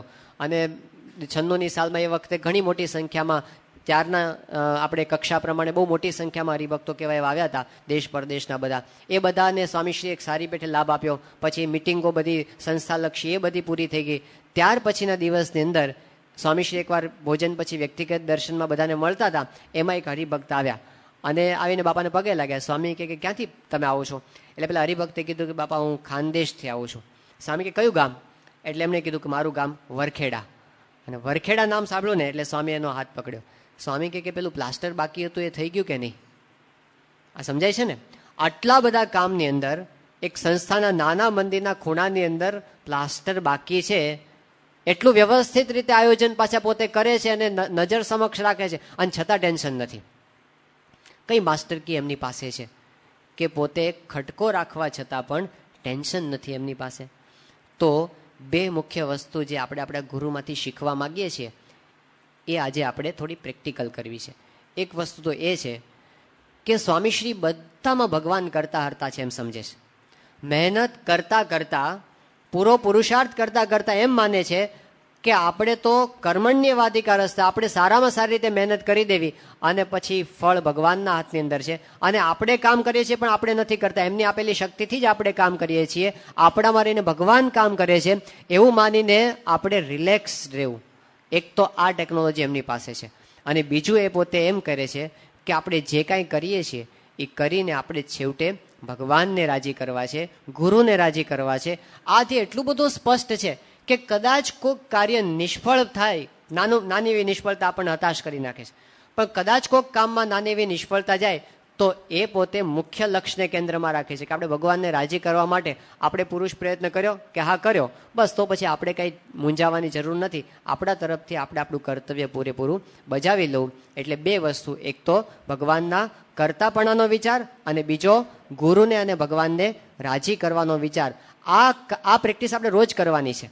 અને એનું એક નાનું નિધિધ્યાસન એ આપણે અત્યારે કરવાનું છે. એટલે આપણે જે બધા બેઠા છીએ બધાને થોડાક બધા ટટ્ટાર બેસી જાય.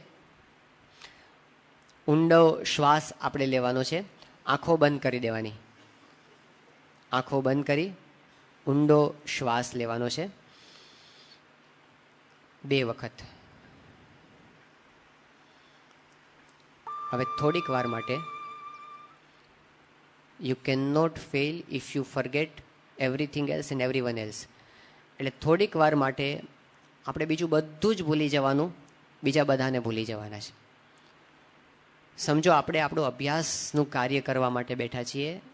આપણી સમક્ષ આપણી જે અભ્યાસની બધી સામગ્રી હોય એ પડી છે, ટેબલ પર આપણે બેઠા છીએ. અને હવે આપણે વિચાર કરીએ છીએ કે આપણી બરાબર સામે પ્રમુખ સ્વામી મહારાજ બિરાજમાન છે. એમના જે દર્શન આપણને સૌથી વધારે યાદ આવતા હોય એ દર્શનને યાદ કરીએ. કદાચ કોઈ દર્શન આપણને યાદ ના આવતા હોય તો આપણને એમનો કોઈ છબી, ફોટોગ્રાફ યાદ આવતો હોય તો ફોટોગ્રાફને યાદ કરીએ. એ આપણી સામે જ બિરાજમાન છે, આપણે એમની સામે બેઠા છીએ. અને હવે આપણે એમને પ્રાર્થના કરીએ છીએ કે હે સ્વામી, આપની અંદર તો ભગવાન સાક્ષાત રહ્યા છે, આપ મારા ગુરુ છો. હું અત્યારે જે કાર્ય કરવા બેઠો છું એની અંદર મારે આપની શક્તિની જરૂર છે. આપ જ કરતા હરતા છો, હું તો નિમિત્ત માત્ર છું. આપ મારામાં પ્રવેશ કરો, મારા રોમે રોમની અંદર આપ શક્તિનો સંચાર કરો. આપ મારી બુદ્ધિની અંદર પ્રવેશ કરો, આપ જ કાર્ય કરો. હું છું જ નહીં, બસ આપ જ છો. હે સ્વામી, હું આજે કાર્ય કરવા માગું છું, એનાથી મારે આપને રાજી કરવા છે, કેવળ આપને જ રાજી કરવા છે. સ્વામીશ્રી આપણા ઉપર કૃપા દ્રષ્ટિ કરી રહ્યા છે. એમની અમી દ્રષ્ટિથી આપણને રોમે રોમમાં આનંદ આનંદ થઈ રહ્યો છે. એવા સ્વામીશ્રીના ચરણારવિંદનો હું સ્પર્શ કરું છું અને એમના મૃદુ સ્પર્શથી મારા આખા શરીરની અંદર દિવ્ય ચેતનાનો સંચાર થાય છે. ધીમે રહીને આંખો ખોલી નાખો.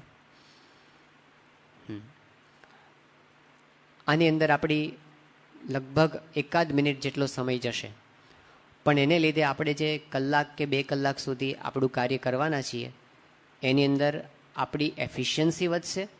બીજી વસ્તુ એ કે ટેન્શન વગર આપણે કરી શકશું. આ જ પ્રયોગ આપણે પરીક્ષા વખતે કરવાનો. ઘણાને એવું થાય છે ને કે પરીક્ષા વખતે ભૂલાઈ જાય છે ટેન્શનમાં ને ટેન્શનમાં, પણ આની અંદર 1 મિનિટ આપણે ફાળવી દઈશું તો એ સમયનું આયોજન, આપણું સ્ટ્રેસલેસ ટાઈમ મેનેજમેન્ટ થશે. તો ફરી વખત આપણે મુદ્દાઓ યાદ કરી લઈએ કે પહેલાં તો આપણે મિશન સ્ટેટમેન્ટ લખવાનું છે. હવે અહીંથી આપણે છાત્રાલયમાં જઈએ કે ઘરે જઈએ તો સમય કાઢીને એકવાર આપણે આપણું જીવનનું મિશન સ્ટેટમેન્ટ થોડો સમય કાઢીને એ આપણે લખવાનું છે. ત્યાર પછી બીજું શું કરવાનું છે? આપણી ભૂમિકાઓની, રોલ્સની યાદી બનાવવાની છે કે મારે મારો મિત્ર તરીકેનો રોલ છે, પુત્ર તરીકેનો રોલ છે, વિદ્યાર્થી તરીકેનો રોલ છે, સત્સંગી તરીકે રોલ્સની યાદી બનાવવાની છે. ત્રીજી વસ્તુ, અઠવાડિયાને અનુરૂપ આપણે દરેક રોલને અનુરૂપ શું કામ કરીશ એ નક્કી કરવાનું છે. એ દરેક ધ્યેયને અનુરૂપ કાર્યોની સૂચિ બનાવવાની છે. અને છેલ્લી વસ્તુ આપણું ટાઈમ ટેબલ બનાવવાનું છે. પણ ટાઈમ ટેબલ બનાવવી છેલ્લી વસ્તુ નથી, પણ એના પછી એક છેલ્લી વસ્તુ છે ટાઈમ ટેબલને અનુસરવાનું છે. તો એવું આપણે બધા કરી શકીએ એ મહારાજ સ્વામીના ચરણોમાં પ્રાર્થના કરો. શ્રી સ્વામિનારાયણ ભગવાન.